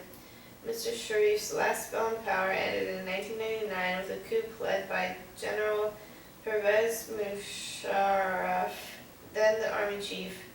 Now Mr. Musharraf faces treason charges, one of several factors that have soured relations between the Prime Minister and the army in recent months. Mr. Sharif came to power hoping to show a strong civilian hand, but he has clashed with the military leadership over policy towards India and the Musharraf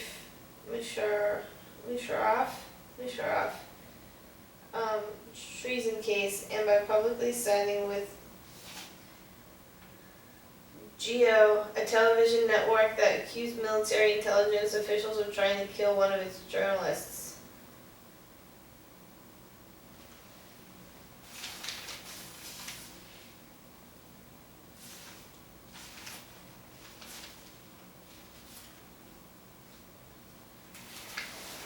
With Gaza war, movement to boycott Israel gains momentum in Europe. By Stephen Erlanger. London. A branch of Sainsbury grocery store removed kosher products from its shelves, it said, to prevent anti-Israel demonstrations. The Tricycle Centre, or theatre in North London, after hosting a Jewish film festival for 8 years, demanded to vet the content of any film made with the arts funding from Israeli government. George Galloway, a member of parliament known for his vehement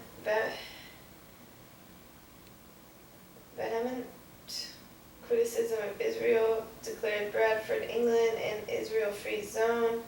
Mr. Galloway, in comments being investigated by the police, said, "We don't want any Israeli goods, we don't want any Israeli services, we don't want any Israeli academics coming to the university or college, we don't even want any Israeli tourists to come to Bradford." The war in Gaza and its aftermath have inflamed opinion in Europe, and experts and analysts say are likely to increase support for the movement to boycott, disinvest from, and sanction Israel, known as BDS. "We entered this war in Gaza with the perception that the Israeli government is not interested in reaching peace with Palestinians," said Mayor Javeh Danfar, an Israeli analyst at the Interdisciplinary Center Herzliya,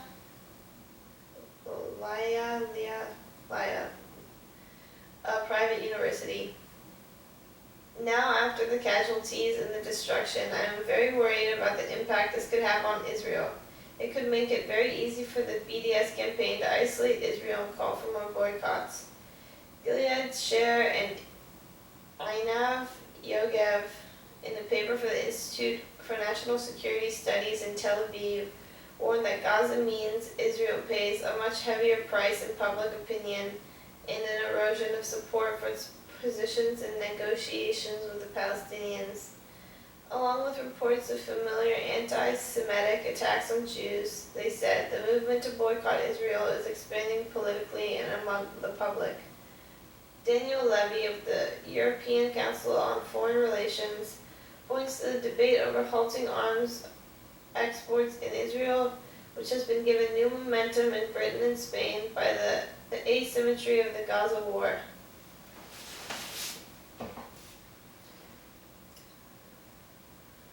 "You're beginning to see the translation of public sympathy into something politically meaningful," he said. He noted 2 tracks. One governmental one, which distinguishes between Israel and the occupied territories, and the social one of academic, commercial, and artistic boycotts.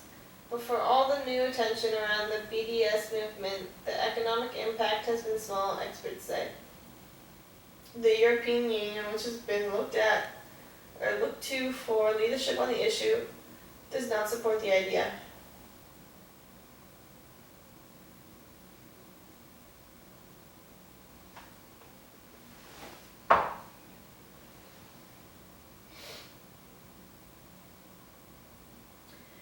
Instead, the Europeans are drawing a legal distinction between Israel within its 1967 boundaries and Israeli towns and settlements that are beyond them in occupied lands. Brussels regards all Israelis living beyond the 1967 lines, including those in East Jerusalem, as settlers living in illegal communities whose statutes can be regulated only through a negotiated peace agreement.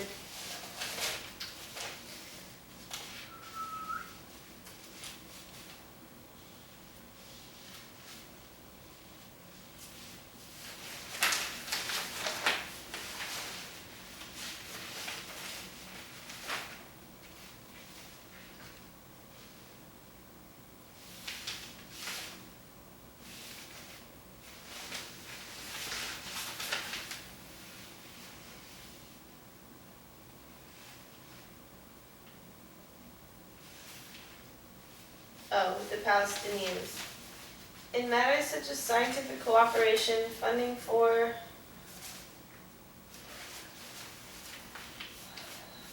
research, import duties, and labeling requirements, Brussels has sought a strong relationship with pre-1967 Israel while demanding a different status for institutions and products from beyond the Green Line.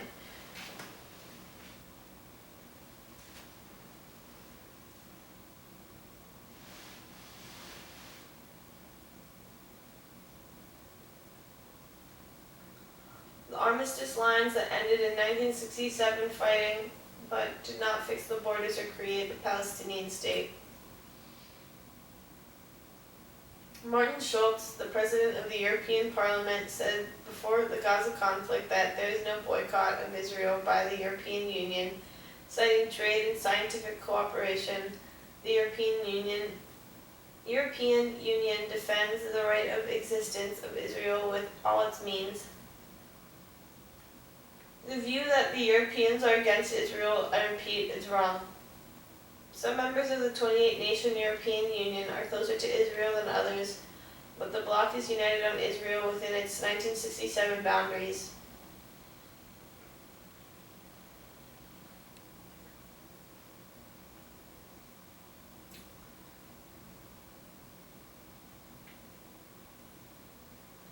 Our relationship with Israel is close and one of the best we have in the region, but only with Israel in its 1967 lines unless there is a peace agreement, said the senior European Union official.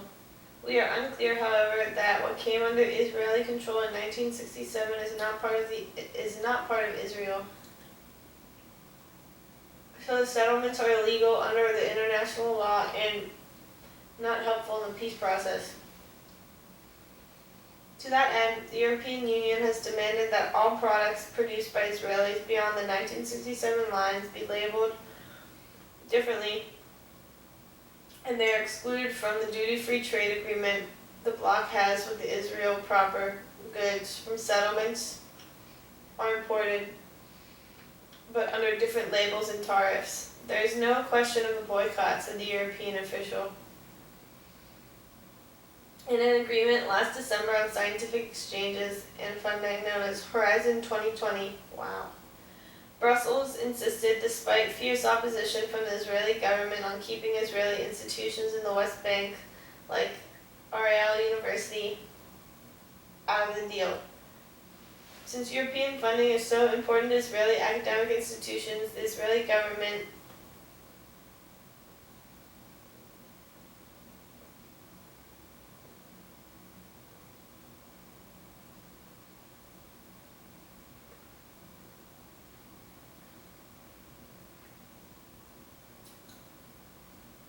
is attaching a legally meaningless distinction, something like that. While some Israeli companies label goods produced in West Bank as Israeli, the Europeans have tried to crack down, insisting that permits have a physical address attached and simply not an Israeli post office box.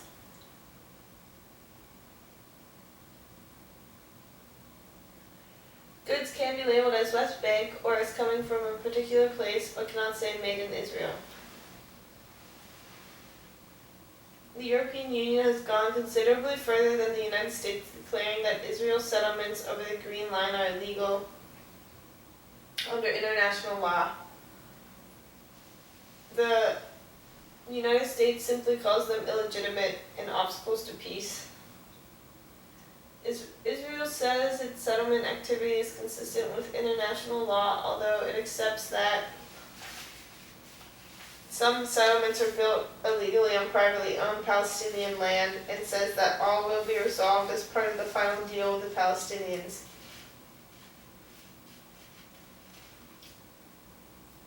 The United States also has no regulations requiring separate labeling of products from Israel-occupied lands. The recent fuss over SodaStream and one of its spokeswomen, the actress Scarlett Johansson, was indicative of the passions raised. Oxfam insisted she quit SodaStream, which has a factory in the large West Bank settlement of Ma'ale Adumim, or quit her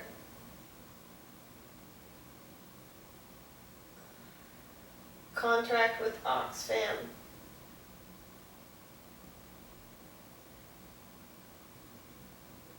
Ms. Johansson chose to quit Oxfam.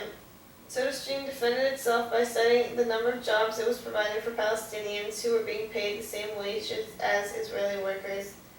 The debate was indicative of shifting attitudes.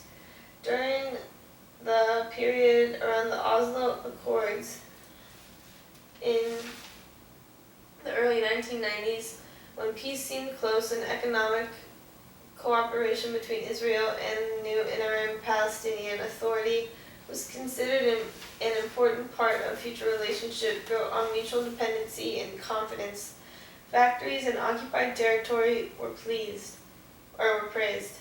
With the failure of Oslo to produce a Palestinian state, the tone changed, and companies once seen by many as in the forefront of economic cooperation are now being seen as colonial occupiers undermining the future Palestinian state. But the interconnection of Israel with the settlements is difficult to unite. Under every major Israeli bank has a branch in the settlements.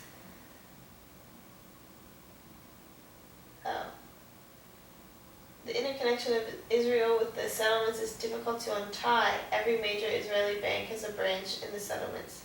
Some countries, like Britain, have gone further. Britain issued voluntary labeling guidelines.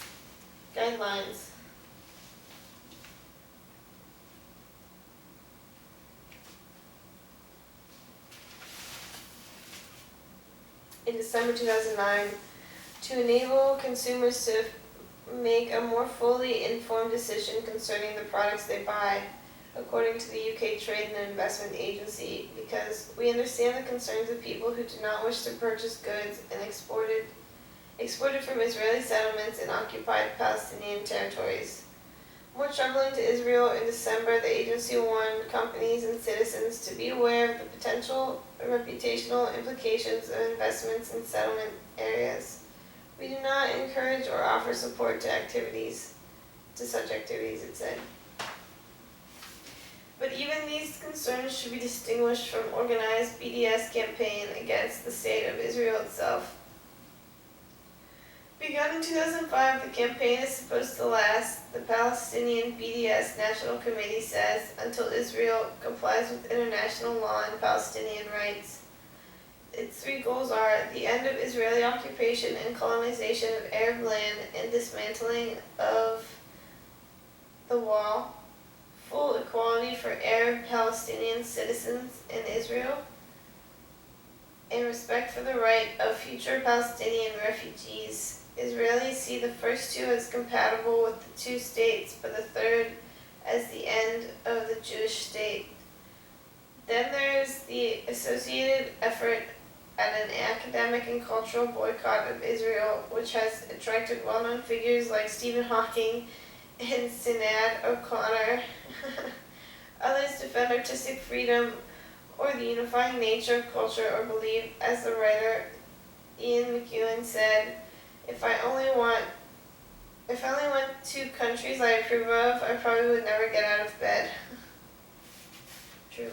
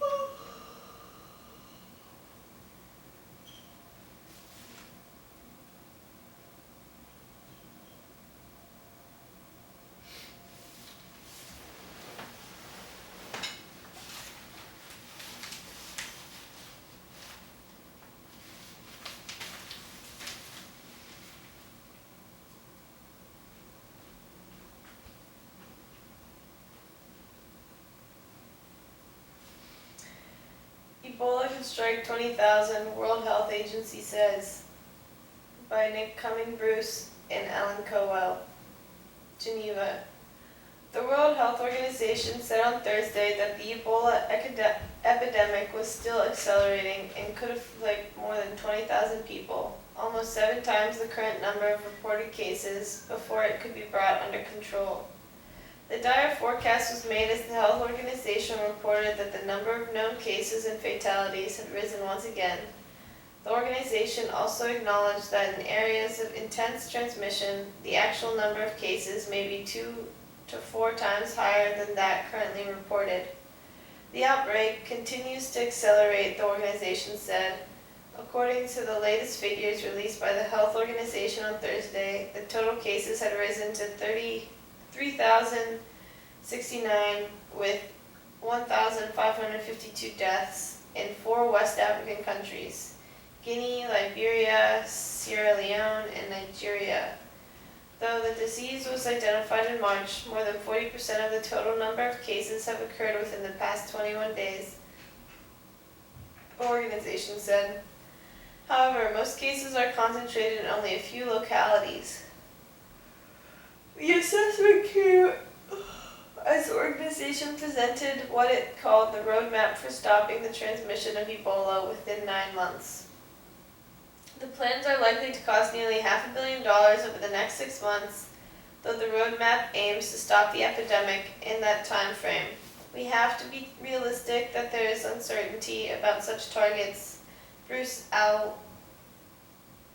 Aylward, an assistant to the Director General of Health Organizations, told reporters in Geneva. With many centers for treating the disease now too full to take new patients, it was necessary to find and expand other approaches to contain the spread of the disease, the organization said. The roadmap assumes that a number of countries that are not now affected by the epidemic could become so, but also asserts that the procedures it sets out could stop any new transmissions within 8 weeks of the first case being identified. That's extremely aggressive, Mr. Aylward said, acknowledging such speedy containment had been achieved only in remote locations, not in the crowded urban centers now affected. The roadmap came as Dr. Thomas R. Frieden, director of the United States Centers for Disease Control and Prevention, warned that the epidemic could get worse before it gets better. Dr. Frieden called for quicker international help and cooperation to control its spread. Doctors Without Borders, which is battling the disease in the region, welcomed the roadmap but cautioned against taking a false sense of hope from it. It is a sign of the difficulties facing governments seeking to contain the disease. The health authorities in Nigeria reported on Thursday for the first time that the disease had spread beyond Lagos, its commercial capital, to claim another death. In its statement on Thursday, the World Health Organization said the countries hit hardest by the epidemic, Guinea, Liberia, and Sierra Leone, were struggling to control the escalating outbreak against a backdrop of severely compromised health systems, significant deficits in capacity, and rampant fear. Mr. Aylward picked out details of the roadmap, said it would take at least 750 international and 12,000 local health workers. That is very difficult in the current environment, he added, alluding to fears rising from high numbers of medical workers, 250 as of Monday, who had contracted the disease. Recruiting international staff may be harder than finding local personnel, he added, debunking the notion that locals were running away from the crisis. Health workers were getting infected because they were exhausted from working extraordinary hours, Mr. Aylward said. The roadmap emphasized the need to halt transmission of the disease in major cities and ports, and underscored the importance of keeping air and shipping links operating to deliver medical supplies, personal protection equipment, food, and other goods to fight the outbreak. Guinea, Liberia, and Sierra Leone are facing severe economic downturns as they struggle to cope with the Ebola outbreak, the African Development Bank reported on Thursday. On Wednesday, British Airways said it was suspending flights to Liberia and Sierra Leone because of Ebola concerns. Air France followed suit on Thursday.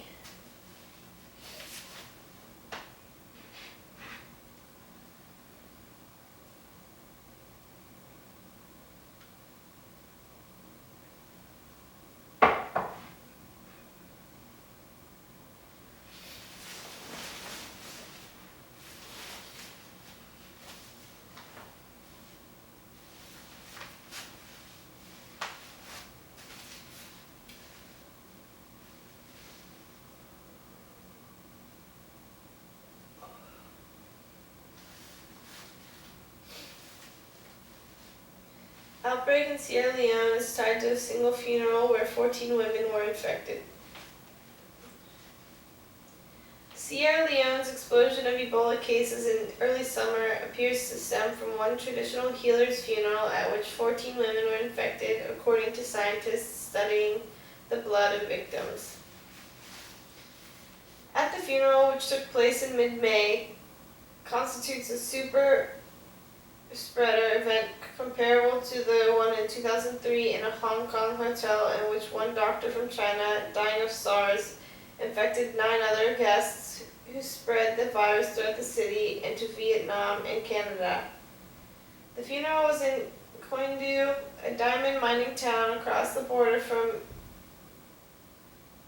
Guaicaду in Guinea, where the outbreak is thought to have begun in December, and the healer was known for treating victims of a mysterious illness that turned out to be, Ebola. The funeral's central role, which local doctors had anecdotally suspected, was confirmed by geneticists at the Broad Institute of MIT and Harvard, who sequenced the virus found in 78 patients treated at Kenema Government Hospital in northeastern Sierra Leone, near the borders with Liberia and Guinea, 2 countries that are also at the heart of the outbreak. Their study was published online Thursday by the journal Science. It's frightening that a single event could catalyze a whole outbreak, but that's what it looks like happened, said Dr. W. Ian Lipkin, a renowned virus hunter at Columbia University, who called the study a really nice piece of work. The scientists not only found that all 78 had virus traceable to funeral guests, but also showed that the West African Ebola strain was quite different from a strain that had been circulating thousands of miles away in Central Africa since 1976, and that the two probably diverged as far back as 2004. No one knows where it's been during that time, said Dr. Pardis C. Sebeti, a Harvard geneticist and study co-author. It might, she added, have circulated in some combination of bats, apes, or other forest animals, or it could have been circulating in humans for 10 years with little or no notice.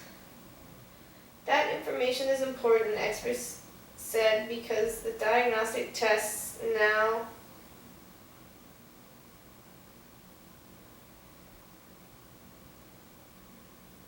show something, as well as drugs and vaccines under consideration, are based on the Central African strain and might not work well in this outbreak. For example, a diagnostic test in use now might not give a clear positive if the victim has low viral load early in an infection. The study also found that the 78 victims had 2 variants of the West African strain.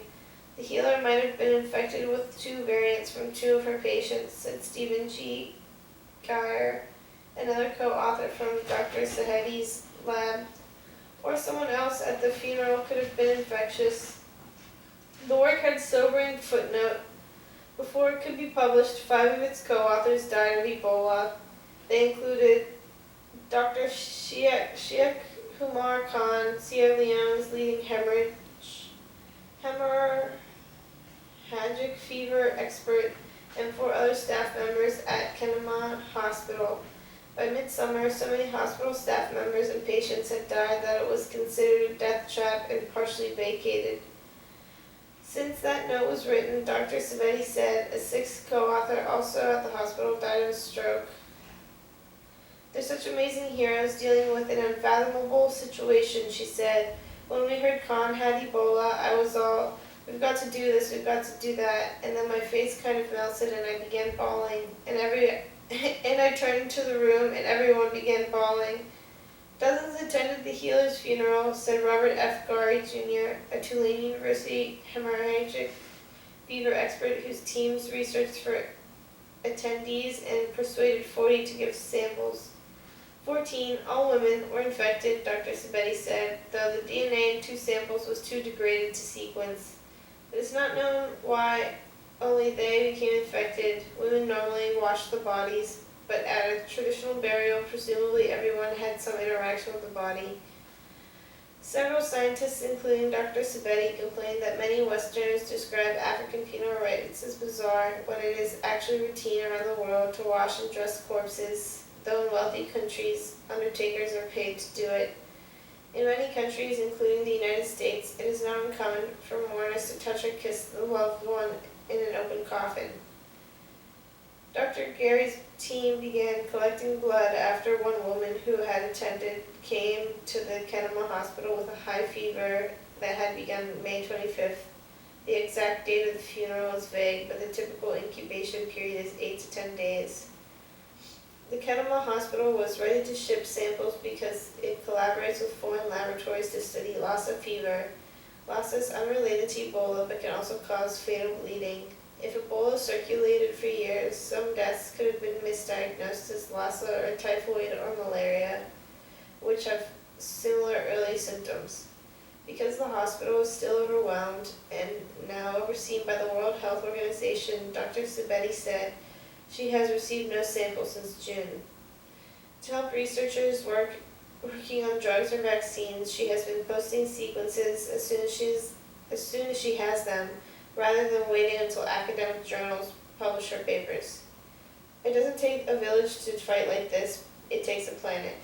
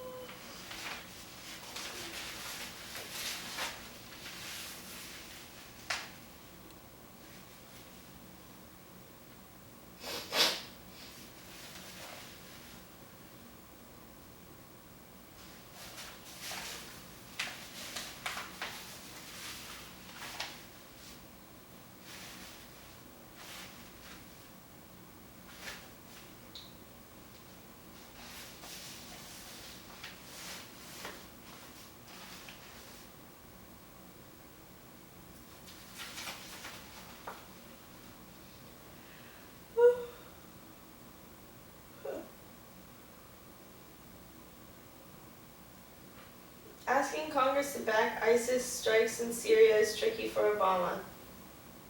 By Mark Landler. Washington.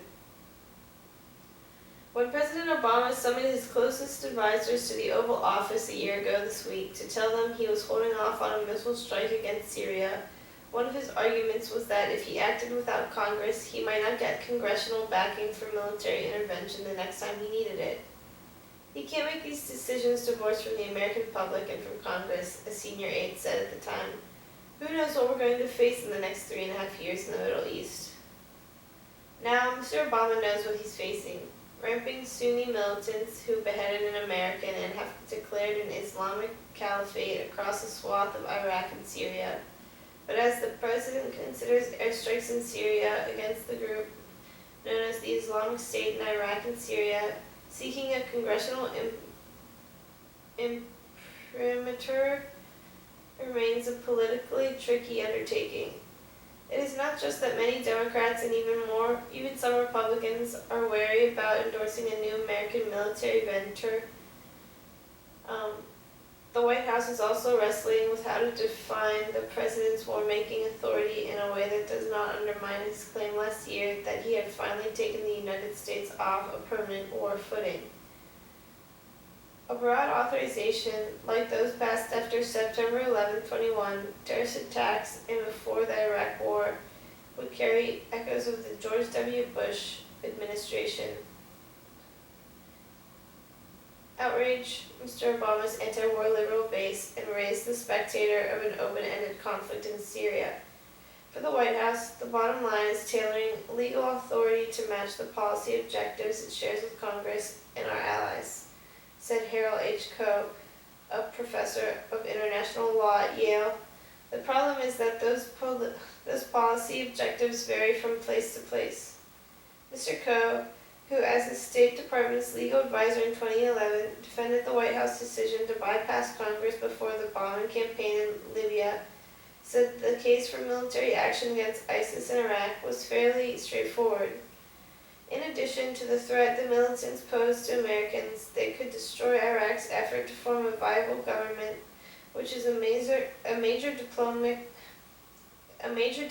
priority of the United States. In Syria, however, 3 years of sectarian civil war may have made the situation far more difficult. The United States has called for the ouster of President Bashar al-Assad, yet targeting ISIS there could help Mr. Assad since he is also at war with the group. His foreign minister has suggested joining forces with the United States against the militants. At the White House on Thursday, Mr. Obama justified the airstrikes he had ordered on Iraq, saying, "It is not just part of my responsibility, but it is a sacred duty for me as Commander-in-Chief to protect the American people. This is a blanket authority that lawmakers would be loath to give him for any extended campaign in Syria." White House officials said its lawyers were exploring whether the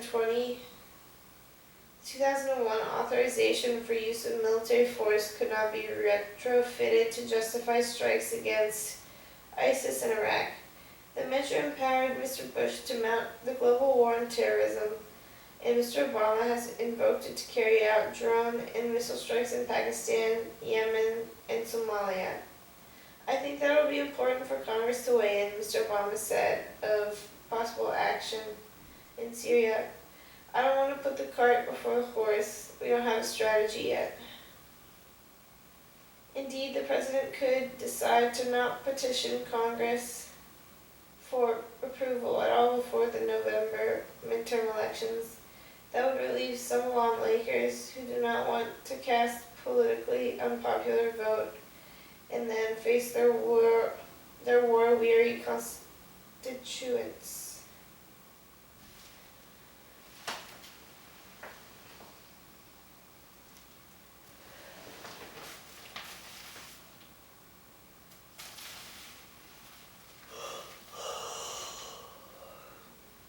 Bypassing Congress would be difficult to justify, however, given the fervent case Mr. Obama made for consulting lawmakers last September.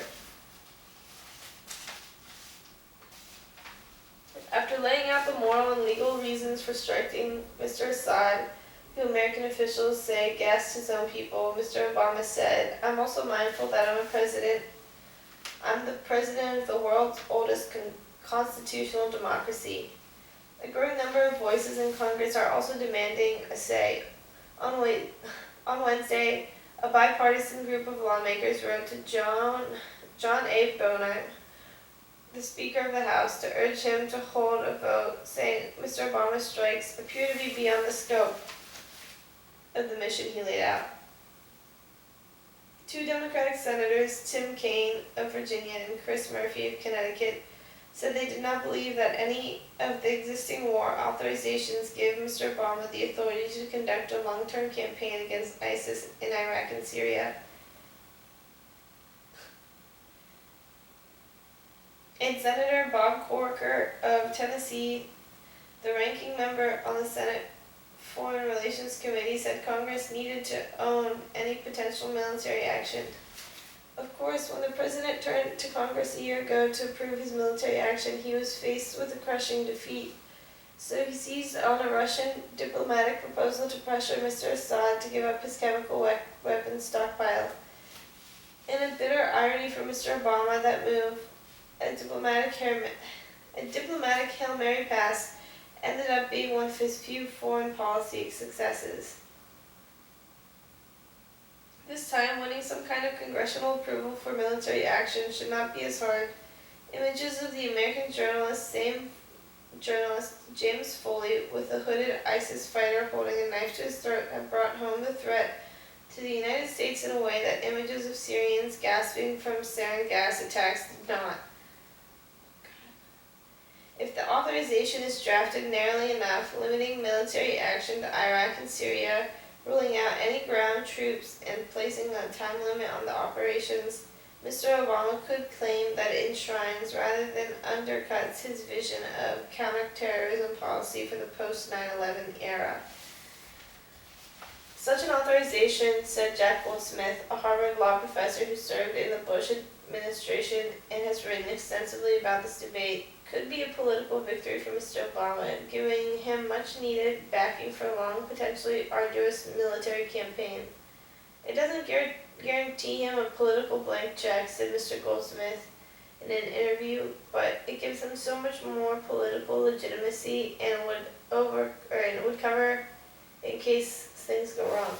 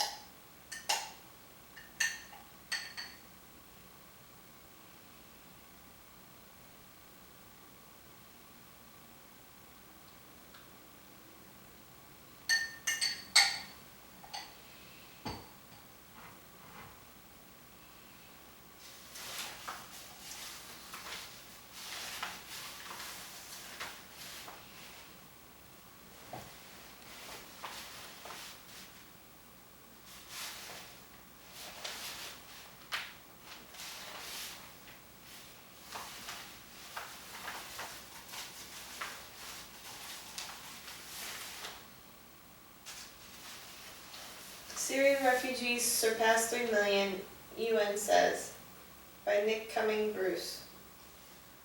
Geneva.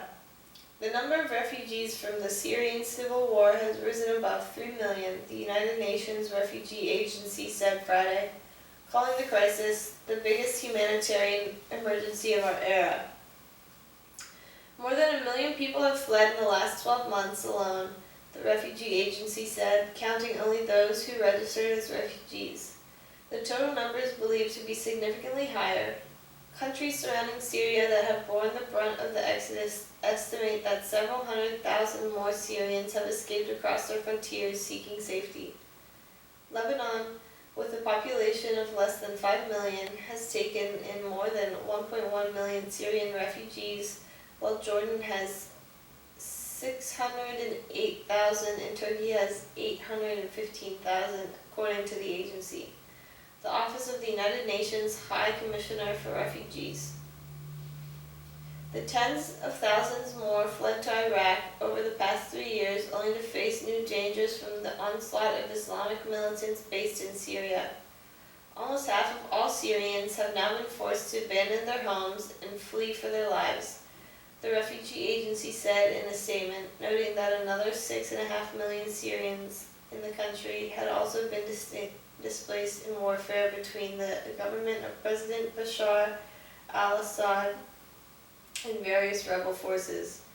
The Syrian crisis has become the biggest humanitarian emergency of our era, yet the world is failing to meet the needs of refugees in the countries hosting them. Antonio Guterres, the High Commissioner for Refugees, said in a statement, marking the new milestone in the conflict. His agency's staff members said they believe the number of refugees would have passed the 3 million mark even sooner had the border with Iraq been closed. Had not the border with Iraq been closed and the authorities in Turkey and Jordan, fearful for their own nation's security, taken measures to manage the flow of Syrians. Moreover, there are worrying signs, the refugee agency said, that the already perilous journey to get out of the country through fast-shifting lines of conflict was becoming harder, with fugitives forced to pay it off, smugglers, or guards at checkpoints.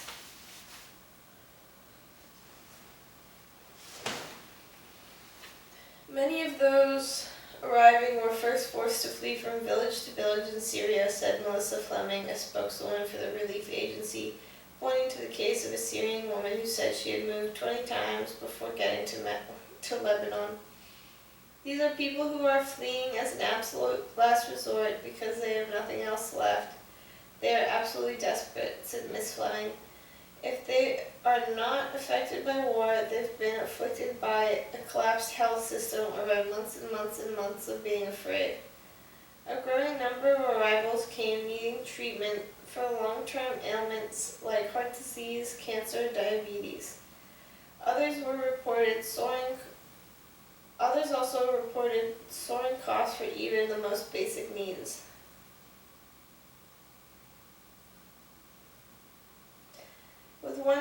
With the sharp rise in refugee numbers, the refugee agency said that Syria has become the biggest operation in its 64-year history. That has imposed an acute financial strain on the agency, which has also become involved in a lengthening list of humanitarian emergencies, including civil strife in South Sudan and Central African Republic, and the renewed conflict in Iraq.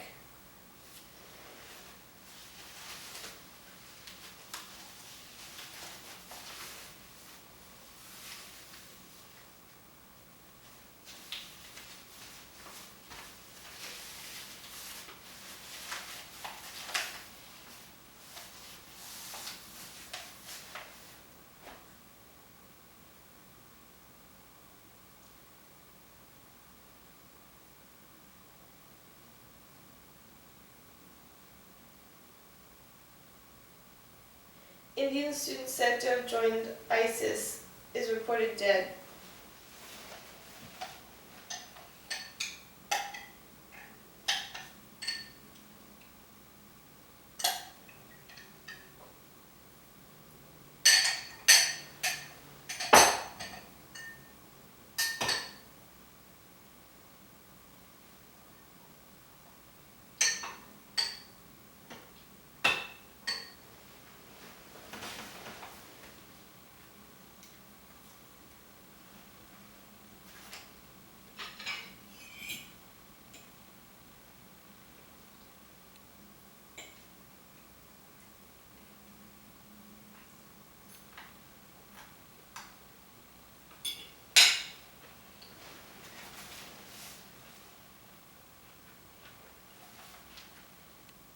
by Mansi Choksi.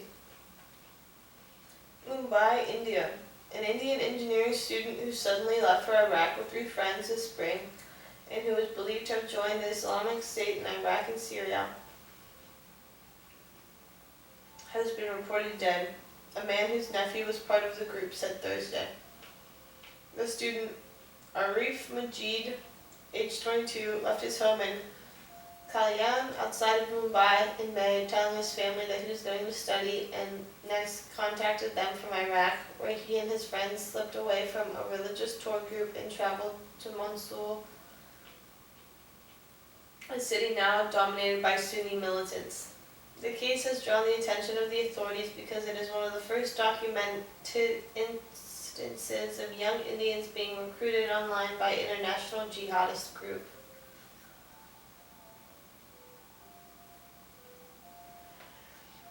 Iftekhar Khan, whose nephew Fahad Tanvir Sheikh was one of the 3 men who left with Mr. Majid, said the news of Mr. Majid's death was conveyed in a phone call by another of the group who made the journey to Iraq. Shaheen Faruqi Tanki. Arif's father requested Shaheen's family to ask about their son Arif. A few days later, Shaheen called again and said that Arif had died. He didn't know how, but he was crying, Mr. Khan said. Several Indian newspapers reported that Mr. Majid had been killed in an explosion, possibly as a result of an airstrike. Mr. Tanki's family gave Mr. Majid's father the news after evening prayers on Thursday. Imagine the state of a father who does not even get to see his son's body, Mr. Khan said. In a letter left behind for his family, Mr. Majid, who was Muslim, asked for forgiveness and said that he would next see them in heaven. He said that he was glad to leave India, which he described as a sinful country. An announcement in Urdu, Arabic, English, and Hindi on the website often used by ISIS said Mr. Majid, shown holding a weapon, had been martyred in Iraq.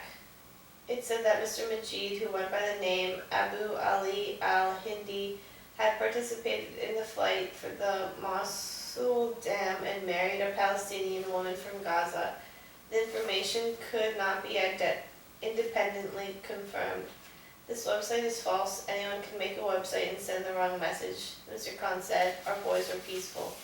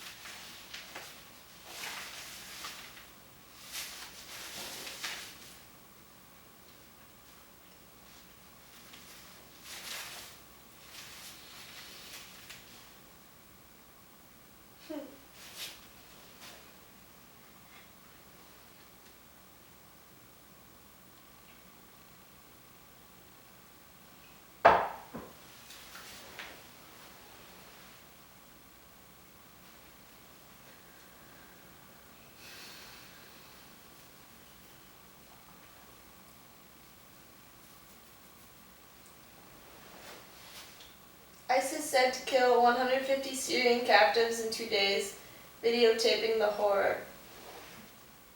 Other rebels seize UN peacekeepers. By Ben Hubbard. Baghdad. Fighters from the Islamic State in Iraq and Syria have killed more than 150 captured soldiers in northern Syria in the last 2 days, a monitoring group said on Thursday. Video images posted online appeared to show the men being marched through the desert in their underwear by the extremists and then lying dead in the sand. The mass killing of the soldiers represented a dark end to the battle for control in the Tabqa air base in Raqqa province. The insurgents seized the base on Sunday after the deadliest fighting so far between ISIS and government forces. The killings were reported on some day that Syrian rebel fighters captured the 43 United Nations peacekeepers near the demarcation line between Syria and the Israeli-occupied Golan Heights. After heavy fighting in the area between non-ISIS rebel fighters and government troops. As it has stormed through northern Iraq and seized Mosul, that country's second largest city, ISIS has often distributed graphic images of its dead adversaries, to enlarge its reputation and terrify its enemies. But even by the group's usual brutal standards, the video of jihadist fighters taunting humiliated, nearly naked men as they were led to their death was horrifying, sending shock waves through Syrian communities that have stood by President Bashar al-Assad through more than 3 years of civil war. Compounding the reaction were apparent attempts by the government to play down the loss of the air base. The state news agency SANA reported on the day the base fell that the troops there had withdrawn and regrouped and were fighting successfully nearby. The next day, Walid al-Muallem, Syria's foreign minister, made only a brief reference to the battle in an hour-long news conference, conceding that the base had been a loss but claiming that all troops and aircrafts had been withdrawn successfully.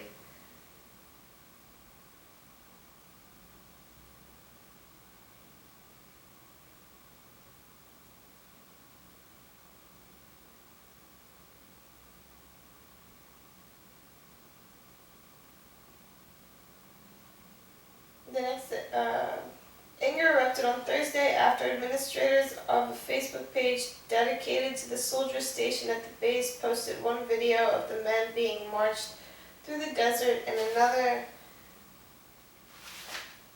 that showed their bodies, more than 120 of them lying in a long line. Stop circulating false news, wrote one commenter under the name Zahara Al-Hassan, referring to the government's claims. The commenter called the Assad government a filthy failure that has destroyed the country's trees and people and allowed ISIS to rise. Many comments posted on the site assailed General Fahd Jassem al-Frij, the defense minister who retained his post in a new cabinet, announced on Wednesday despite the loss of 3 important military facilities to ISIS fighters in little more than a month. An illustration posted on the page sarcastically addressed Mr. Assad's press office, saying that it had promised to address the shortcomings that have led to the loss of a number of areas in a large number of martyrs for the homeland. Many Syrians have stood by Mr. Assad through the conflict because they see him as a symbol of the state, or they fear that the rebels who are trying to topple him will destroy the country. Many members of Syria's Alawite minority believe that their survival depends on Mr. Assad because the extremist elements of the rebellion consider Alawites to be infidels and hold the entire group responsible for Mr. Assad's actions. Still, government supporters have grown worried as the war has dragged on and as ISIS has gained strength in territory with a little interference from the Syrian army. The brutal coda to the battle for the Tabqa air base was likely to raise further complaints about Mr. Assad's prosecution of the war.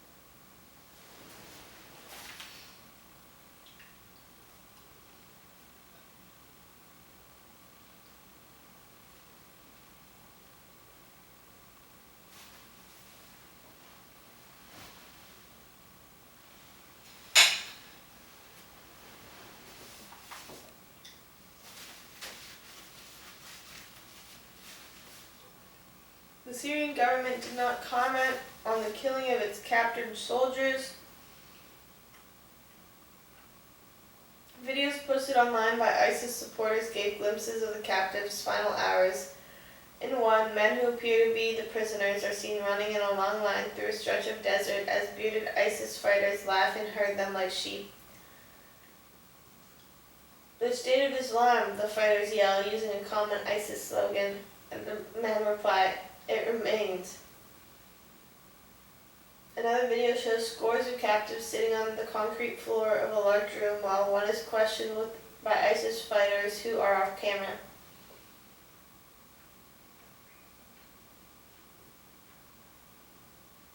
"How many people have you killed?" the fighters ask. "How many have you raped?" The captive soldier shakes his head and says, "No one." When he tells the interrogators that he is an Alawite, they insult him and say, "We'll return you to hell, God willing." A Lebanese ISIS fighter who has reached through the internet and gave his name only as Youssef said that the men seen dead in the video were part of a military column that had come to the area in an attempt to rescue troops who had fled from their air base. "We ambushed them and arrested them," he said. Youssef said the ISIS fighters made the soldiers run in the desert to tire them out, and then they locked them in a room where they were beaten. "Then we took them out and shot them," he said. The Syrian Observatory for Human Rights, an opposition group that tracks casualties in Syria, said that more than 150 captured soldiers have been killed by ISIS since Wednesday. But the group's director, Rami Abdulrahman, raised doubts about the ISIS count. Mr. Abdulrahman said that the military column sent to the area of the base had evacuated 60 soldiers and that he had seen no proof that the men in the videos were the slain soldiers. In southern Syria, rebels and government forces have been clashing fiercely in the area near the demarcation line that is monitored by the United Nations peacekeepers, especially around Quneitra, the only border crossing between Syria and the Israeli-held territory. On Wednesday, fighters from a number of Syrian rebel groups, including the Nusra Front, which is affiliated with Al-Qaeda, wrested control of the crossing from the Syrian government forces. ISIS fighters were not reported to be involved.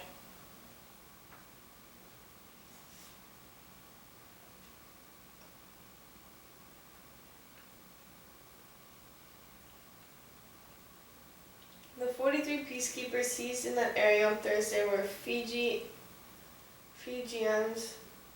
The United Nations said in a statement that it was making every effort to secure their release. A number of Filipino peacekeepers from the same United Nations mission were held by rebels last year and later released unharmed. The spokesman for the United Nations Secretary General Ban Ki-moon condemned that the detention of the peacekeepers and demanded their immediate release. Anti-government activists in the area who worked with the rebels were not immediately available for comment. The Syrian Foreign Ministry said that the government holds the terrorist groups and the sides backing them fully responsible for the safety of the kidnapped soldiers and demands their immediate release. Fighting continued in the border region on Thursday as the Syrian government mounted airstrikes. It did not comment on the fighting or say whether any of its soldiers have been killed. Besides Fijians and Filipinos, the United Nations force in the Golan Heights includes personnel from India, Ireland, Nepal, and the Netherlands. The force has been monitoring a ceasefire and a military disengagement agreement between Israel and Syria in the area since 1974.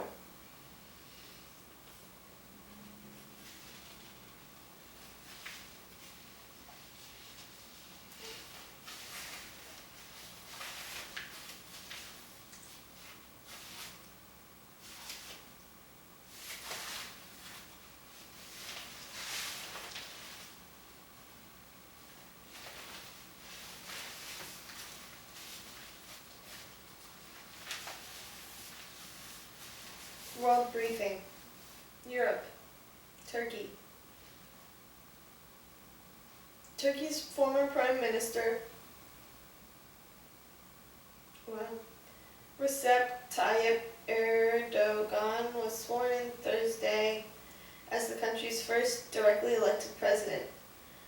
The event was attended by senior representatives from some 90 countries, but no leaders from Western Europe. Analysts say Mr. Erdogan's vision for a new Turkey is a country that is economically rising, dominant in the Middle East, and socially conservative.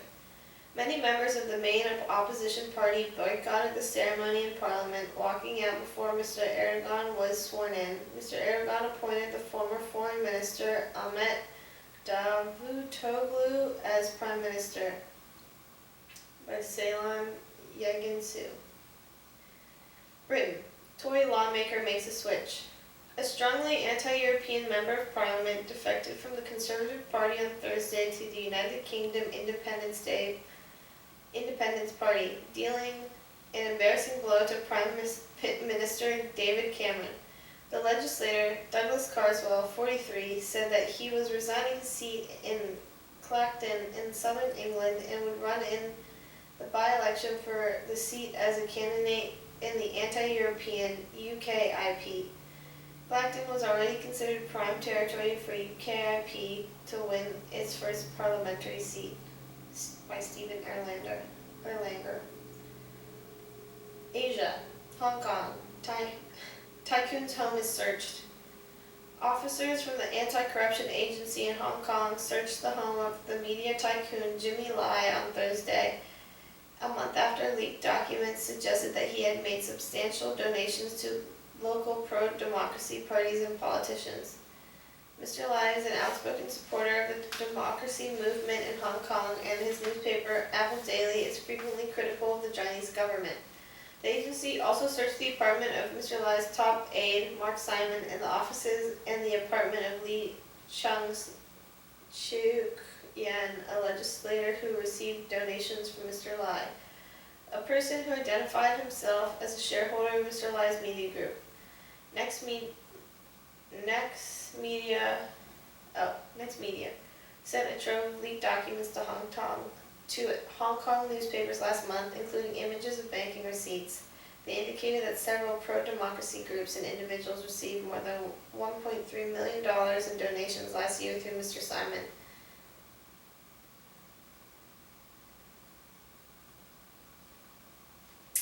Lawmakers from a pro-Beijing party filed reports to the legislature and the Anti-Corruption Agency and called for an investigation of the matter. By Alan Wong. Middle East. Israel. Missing American's body found. The police in Israel said a body found on Thursday in a forest on the outskirts of Jerusalem was that of an American student who went missing while hiking in the area last Friday. A spokeswoman for the Israeli police, Mickey Rosenfeld, said an investigation was underway to determine the circumstances surrounding the death of the American Aaron Sofer, 23, a yeshiva student from Lakewood, New Jersey, There were no obvious signs of foul play. Mr. Silver had been hiking with a friend when they lost contact with each other. A volunteer for the United Hatzalah, an emergency response organization, described finding the body in a shrubbery after an intensive 6-day search, saying in a statement that it seemed to match the missing students' descriptions. Mr. Silver's family has traveled to Israel to follow the search, the statement said, by Isabel Kirshner.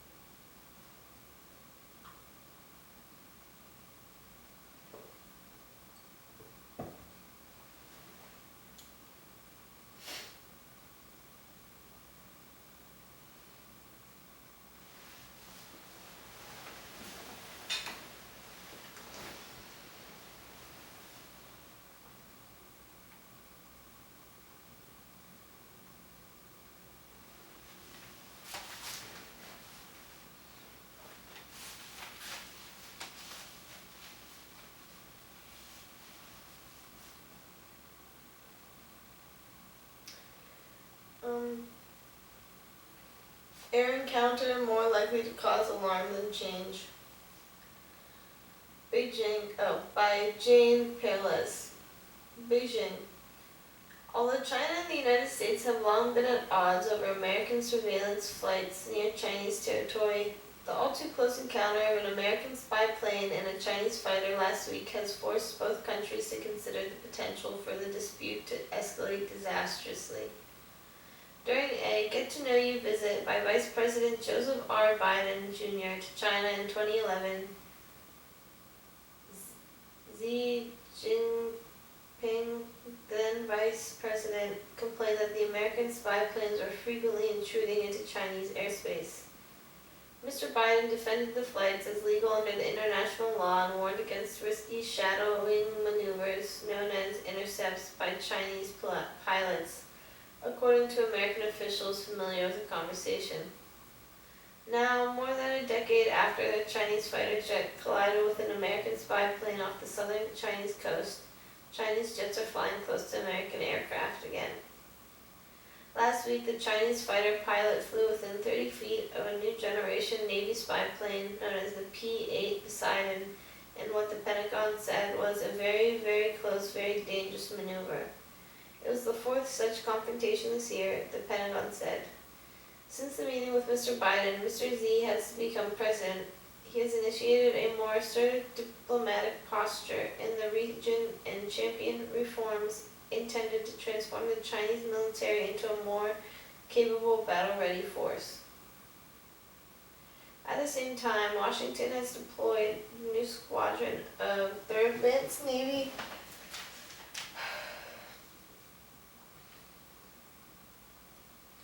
P-8 surveillance planes to a base in Japan, in part out of concern over China's new generation of nuclear-armed submarines. The close-in flying tactics against the American spy planes were not only bad behavior on Chinese pilots, as the Pentagon asserted, but were indicative of a deliberate decision by China to push the United States surveillance farther and farther from the Chinese coast, Chinese experts said. The United States wants to be everywhere, but China says, I'm a responsible power. I will take care of my business. You take care of your business, said Jin Chenrong, a professor of international studies at Renmin University in Beijing. China's logic is that other countries are not my business, but when it comes to my country, it's none of your business.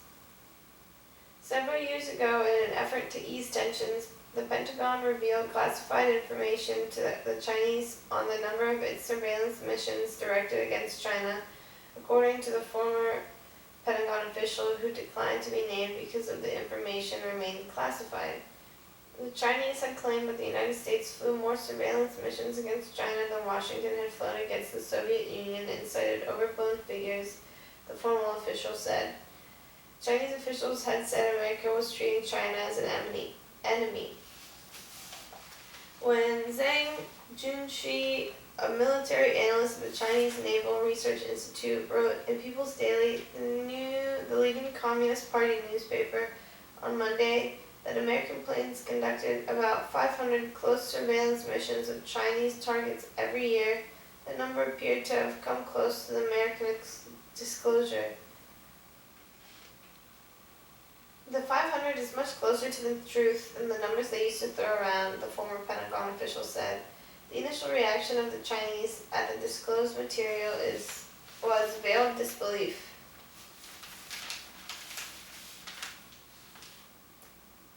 The former official said. At an average rate of more than one flight per day, the number 500 does sound about right, said Lyle J. Goldstein, associate professor at the Chinese Maritime Studies Institute at the Naval War College in Rhode Island. Note that this averages out to more than one flight per day, Professor Goldstein said. Of course, there are maybe multiple flights on any given day that approach China from different vectors. On Tuesday, China's Defense Ministry took special umbrage at the Pentagon's criticisms of the Chinese pilot and blamed the United States for what occurred to be the P-8 and the Chinese fighter. The episode should be called American Military Jet Close-In Surveillance Incident, a spokesman, Yang Yujun, said at a monthly briefing for reporters.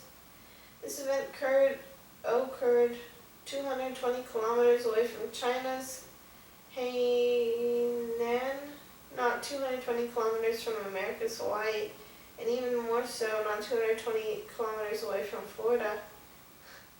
He said, as China develops a more sophisticated submarine fleet based chiefly in Hainan, China's most southern province, the United States has more urgent need to get a look at the capabilities, and that means increasing surveillance, according to James Hardy, the Asia-Pacific director or editor of IHS Jane's Defense Weekly.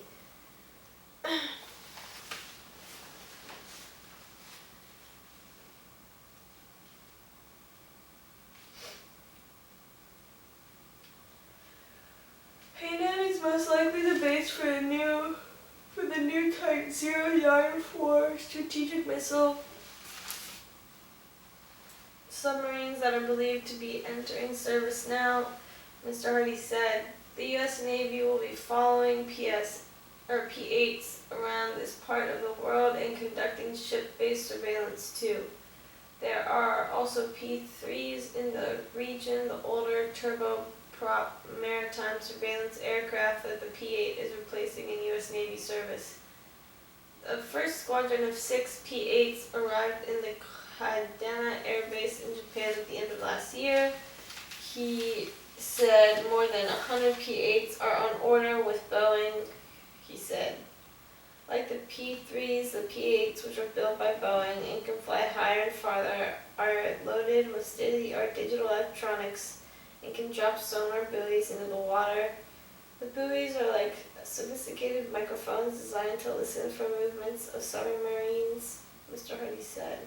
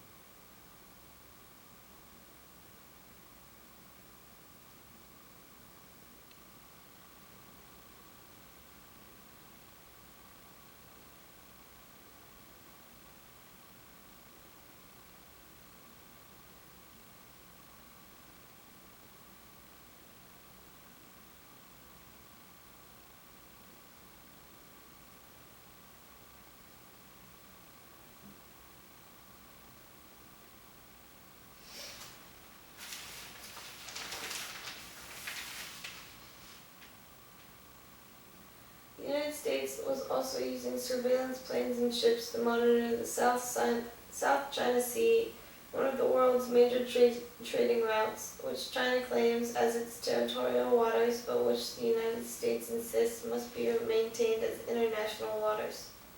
Mr. Hardy said, the major irritant between the U.S. and China is what constitutes territorial waters.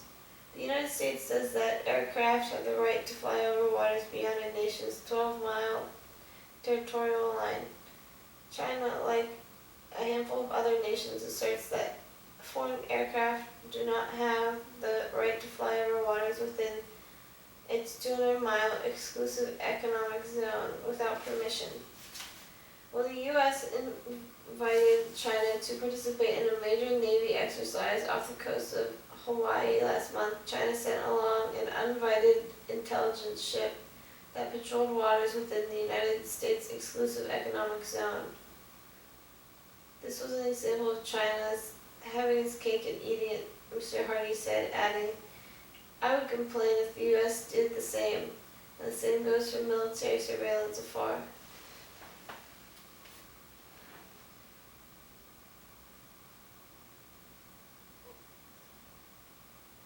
The same goes for military surveillance by air. The question of China's close intercepts will be raised at the annual defense consultation talks between China and the United States that were held at the Pentagon on Wednesday and Thursday, a Pentagon official says. One of the goals, they said, was to prevent anything like the collision of 2001 when the tail fin of a Chinese J-8 fighter jet hit the propeller of a Navy's EP-3 spy plane. The Chinese aircraft crashed, killing the pilot. The damage to the American plane managed to land on Hainan Island, where the American crew members were detained by China for nearly 2 weeks until the intense negotiations between the Bush administration and the Chinese government secured their release. Still, despite the risks, there is the likelihood that China will reduce its intercepts or that the United States will curb its surveillance, said Zhang Bohai, a professor of political science and director for the Center of Asian Pacific Studies at Lingnan University in Hong Kong. These are genuine strategic stakes here, Mr. Zhang said. The U.S. will try to maximize its ability to track down Chinese strategic nuclear submarines, while the Chinese will attempt to disrupt their effort.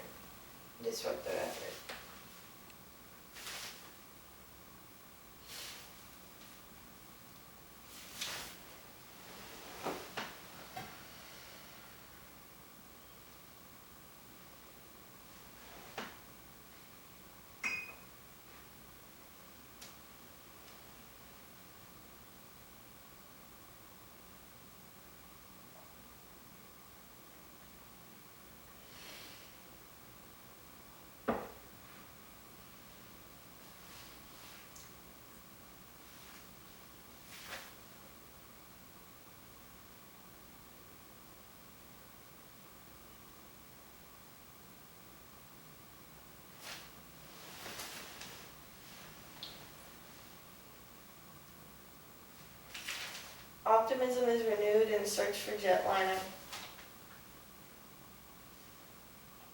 By Michelle Innes. Sydney, Australia.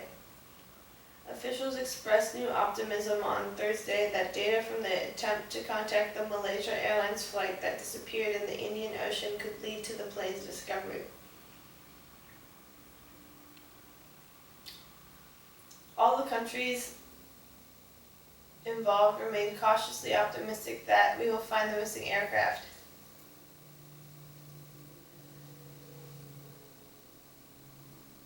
Australia's Deputy Prime Minister Warren Truss said that the news conference in Canberra, Australia's capital, with the Malaysian Transportation Minister Liao Tiong-Lei and China's Vice Minister for Transport He Jiansong. Mr. Truss said that the teams continue to refine the search area almost 6 months after the plane Flight 370 vanished, noting that the data from a failed attempt to contact the plane with a satellite phone had provided some new information. After MH370 disappeared from the radar, Malaysia Airlines ground staff sought to make contact with the aircraft using a satellite phone. This was unsuccessful, but the detailed research that is being done now has been able to identify or trace the phone call that helped position the aircraft and the direction it was traveling. That has suggested to us that the aircraft may have turned south a little earlier than we had previously expected. Flight 370 left Kuala Lumpur, Malaysia on March 8th on an overnight flight to Beijing with 239 people on board, but it inexplicably turned off course and headed south. Transmissions from the aircraft, known as electronic handshakes, captured by satellite station in Perth, indicated that the flight had come to an end off the west coast of Australia, somewhere on a long arc over the Indian Ocean.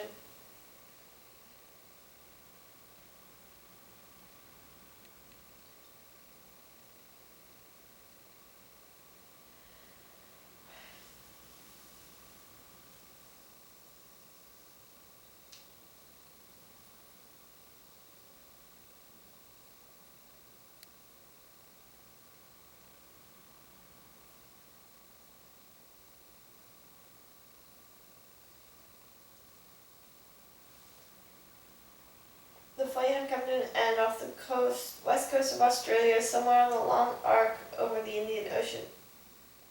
But a 52-day air raid search of the sea surface off Australia's coast, as well as the use of towed undersea devices able to track pings from an aircraft's so-called black boxes, failed to turn up a single trace of the Boeing 777-200.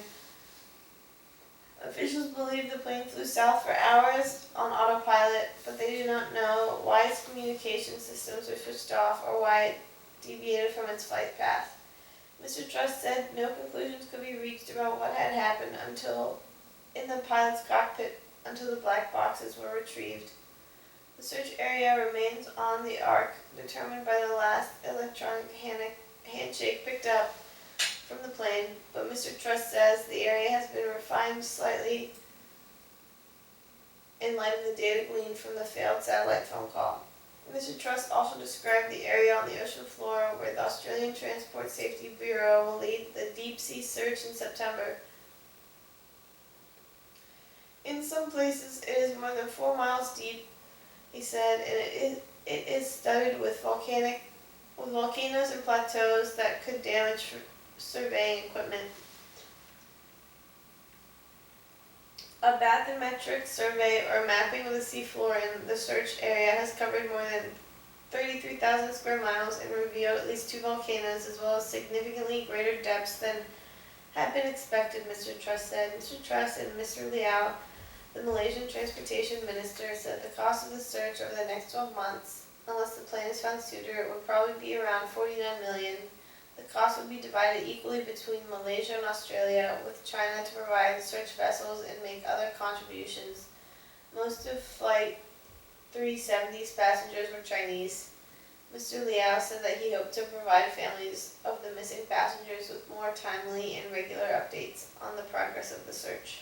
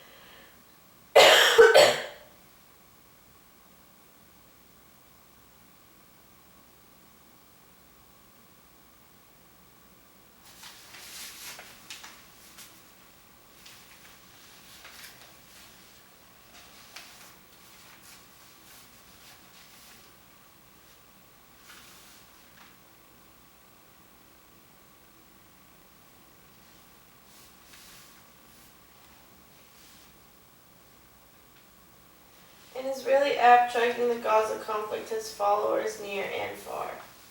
Warning where a siren sounds by Jody Rudoran. Jerusalem. Many Israelis and especially their supporters abroad experienced the intensity of the summer's long battle against Palestinian militants in the Gaza Strip, primarily the way they do so much of modern life, on their smartphones. Every day of the fighting, sometimes every hour, multiple times a minute, their phones flashed or sounded a siren, signaling each of the more than 4,200 rockets flying towards Israel from Gaza. More than 1 million people have downloaded the free Red Alert app, most after the beginning of Israel's military operation on July 8th. Many kept wailing phones by their bedside. The app disrupted business meetings and dinner parties, synagogue services, and in one famous case that spurred more downloads, a live television interview with Israel's ambassador to Washington. I just never turned it off, said Penelope Hogan, 47, a massage therapist who lives in Sheepshead Bay, Brooklyn. I'd get one alert and then another, I noticed my heart was beating faster. It really gave me not an understanding, but an empathy, somewhat, of a small understanding what people were living with. The app was developed during Israel's conflict with Hamas, the militant Islamist group that controls Gaza, in November 2012, as a tool for residents of communities in southern Israel where most of the rockets were aimed. Ari Sprung, a software engineer and one of its creators, said the idea was to make sure people who might not hear the actual siren, perhaps because they were driving or had music turned up loud, would know to get to shelter. During the recent battle, the app became a way more for those far from action to monitor in real time, and a weapon in the raging propaganda war. Hooked onto the military home front's command system, Red Alert tells users when and where a siren sounds. The English version offers a choice of 18 ringtones, including one that mimics the Hebrew call of Tseva Adom, or color red, actually heard in the South. 2 air raid type sirens, and what Mr. Sprung describes as calmer sounds like an alarm clock added after user complaints. Danny Gewertz, who lives outside Jerusalem, said that when the app went off while he was taking a shower one morning, his wife thought it was an actual siren and rushed into the safe room, waking their daughter and her fiancé. It almost ended my marriage right then and there, said Mr. Gerwitz, 53, who runs an advertising company.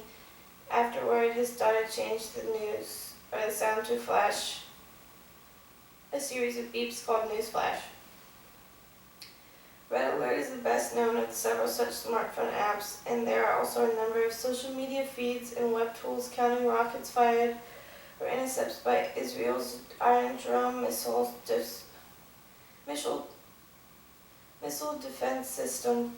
Google Chrome users can add a toolbar to their web browser that flashes red with each incoming rocket. Wow. LifeUnderFire.com counts down 15 seconds, the last 5 seconds flashing red and accompanied by a siren, then says, for over 14 years, 1 million Israelis have had 15 seconds to find shelter from Hamas's rocket attacks. What are you able to do in 15 seconds?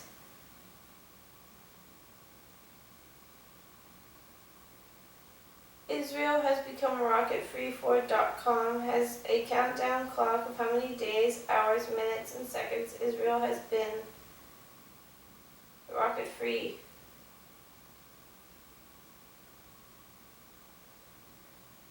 Aaron Friedman, the American-Israeli designer of the countdown clock, said his website's name is long, but tells you exactly what to expect. It has drawn more than 300,000 unique visitors, he said, since its launch July 18th. I've wanted to find a way to help others realize the frequency of these attacks, explained Mr. Friedman, 29, who works with Mr. Sprung at Curio, a Jerusalem company that curates web content.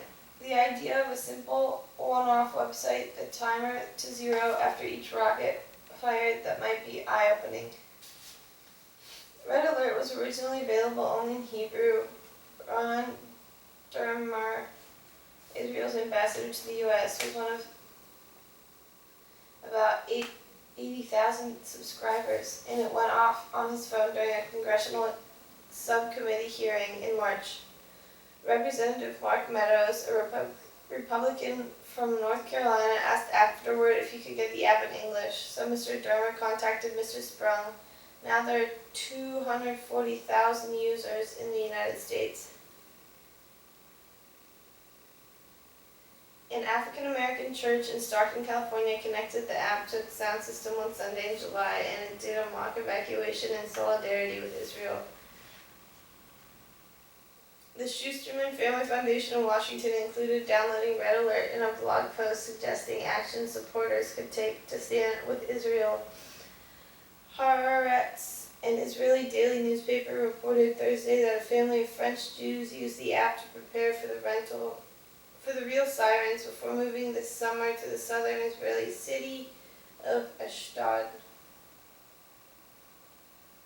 Jon Stewart had a field day with the app, noting that in Gaza there are neither sirens nor smartphone facsimiles, but what Israel calls a knock on the roof in the form of a drone-fired missile.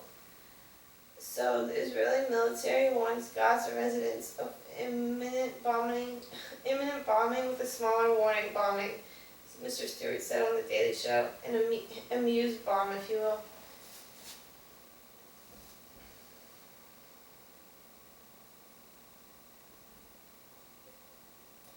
Mr. Dermer, who has shown off the app on Capitol Hill and in meetings at the White House, said that news producers generally asked him to turn the app off or ditch his phone during scores of television interviews this summer.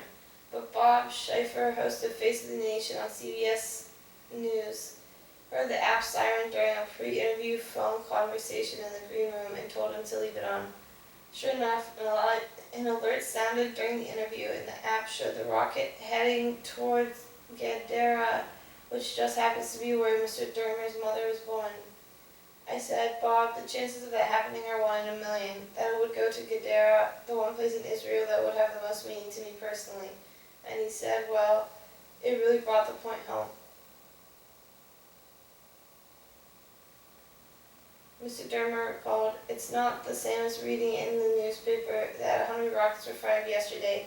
Each one of them, you were getting interrupted. All of a sudden, a siren is going off in your home, hour after hour, day after day. There's a human response to it. Mr. Sprung, 34, who moved to Israel from Miami at age 10, said he had not made any money from Red Alert and that its Google-generated ad pays for server space. During the conflict, he hooked it into Yo, an Israeli messaging app broadening access. As rockets reached all over Israel, he increased the number of locations to 2,000 from 55. He was interviewed about the app on Good Morning America, CNN, BBC, and by a journalist from Japan who said his country should have something similar to tracking missiles between North Korea and South Korea. Heading to bed Wednesday, a day after an open-ended ceasefire was secured between Israel and Gaza, Mr. Sprung said he turned his phone off for the first time in nearly 2 months. I slept much better, he said.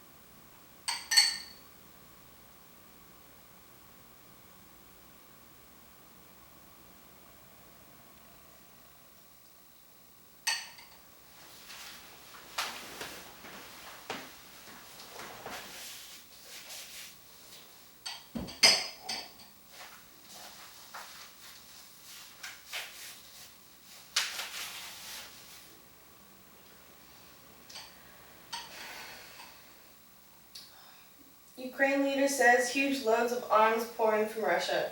Draft ordered amid clashes. By Neil McFarquhar and Michael R. Gordon. Moscow. Supported by NATO satellite imagery showing Russian forces on the move in eastern Ukraine, its president accused Russia on Thursday of an invasion to aid the separatists, and his National Security Council ordered mandatory conscription to help consider what he called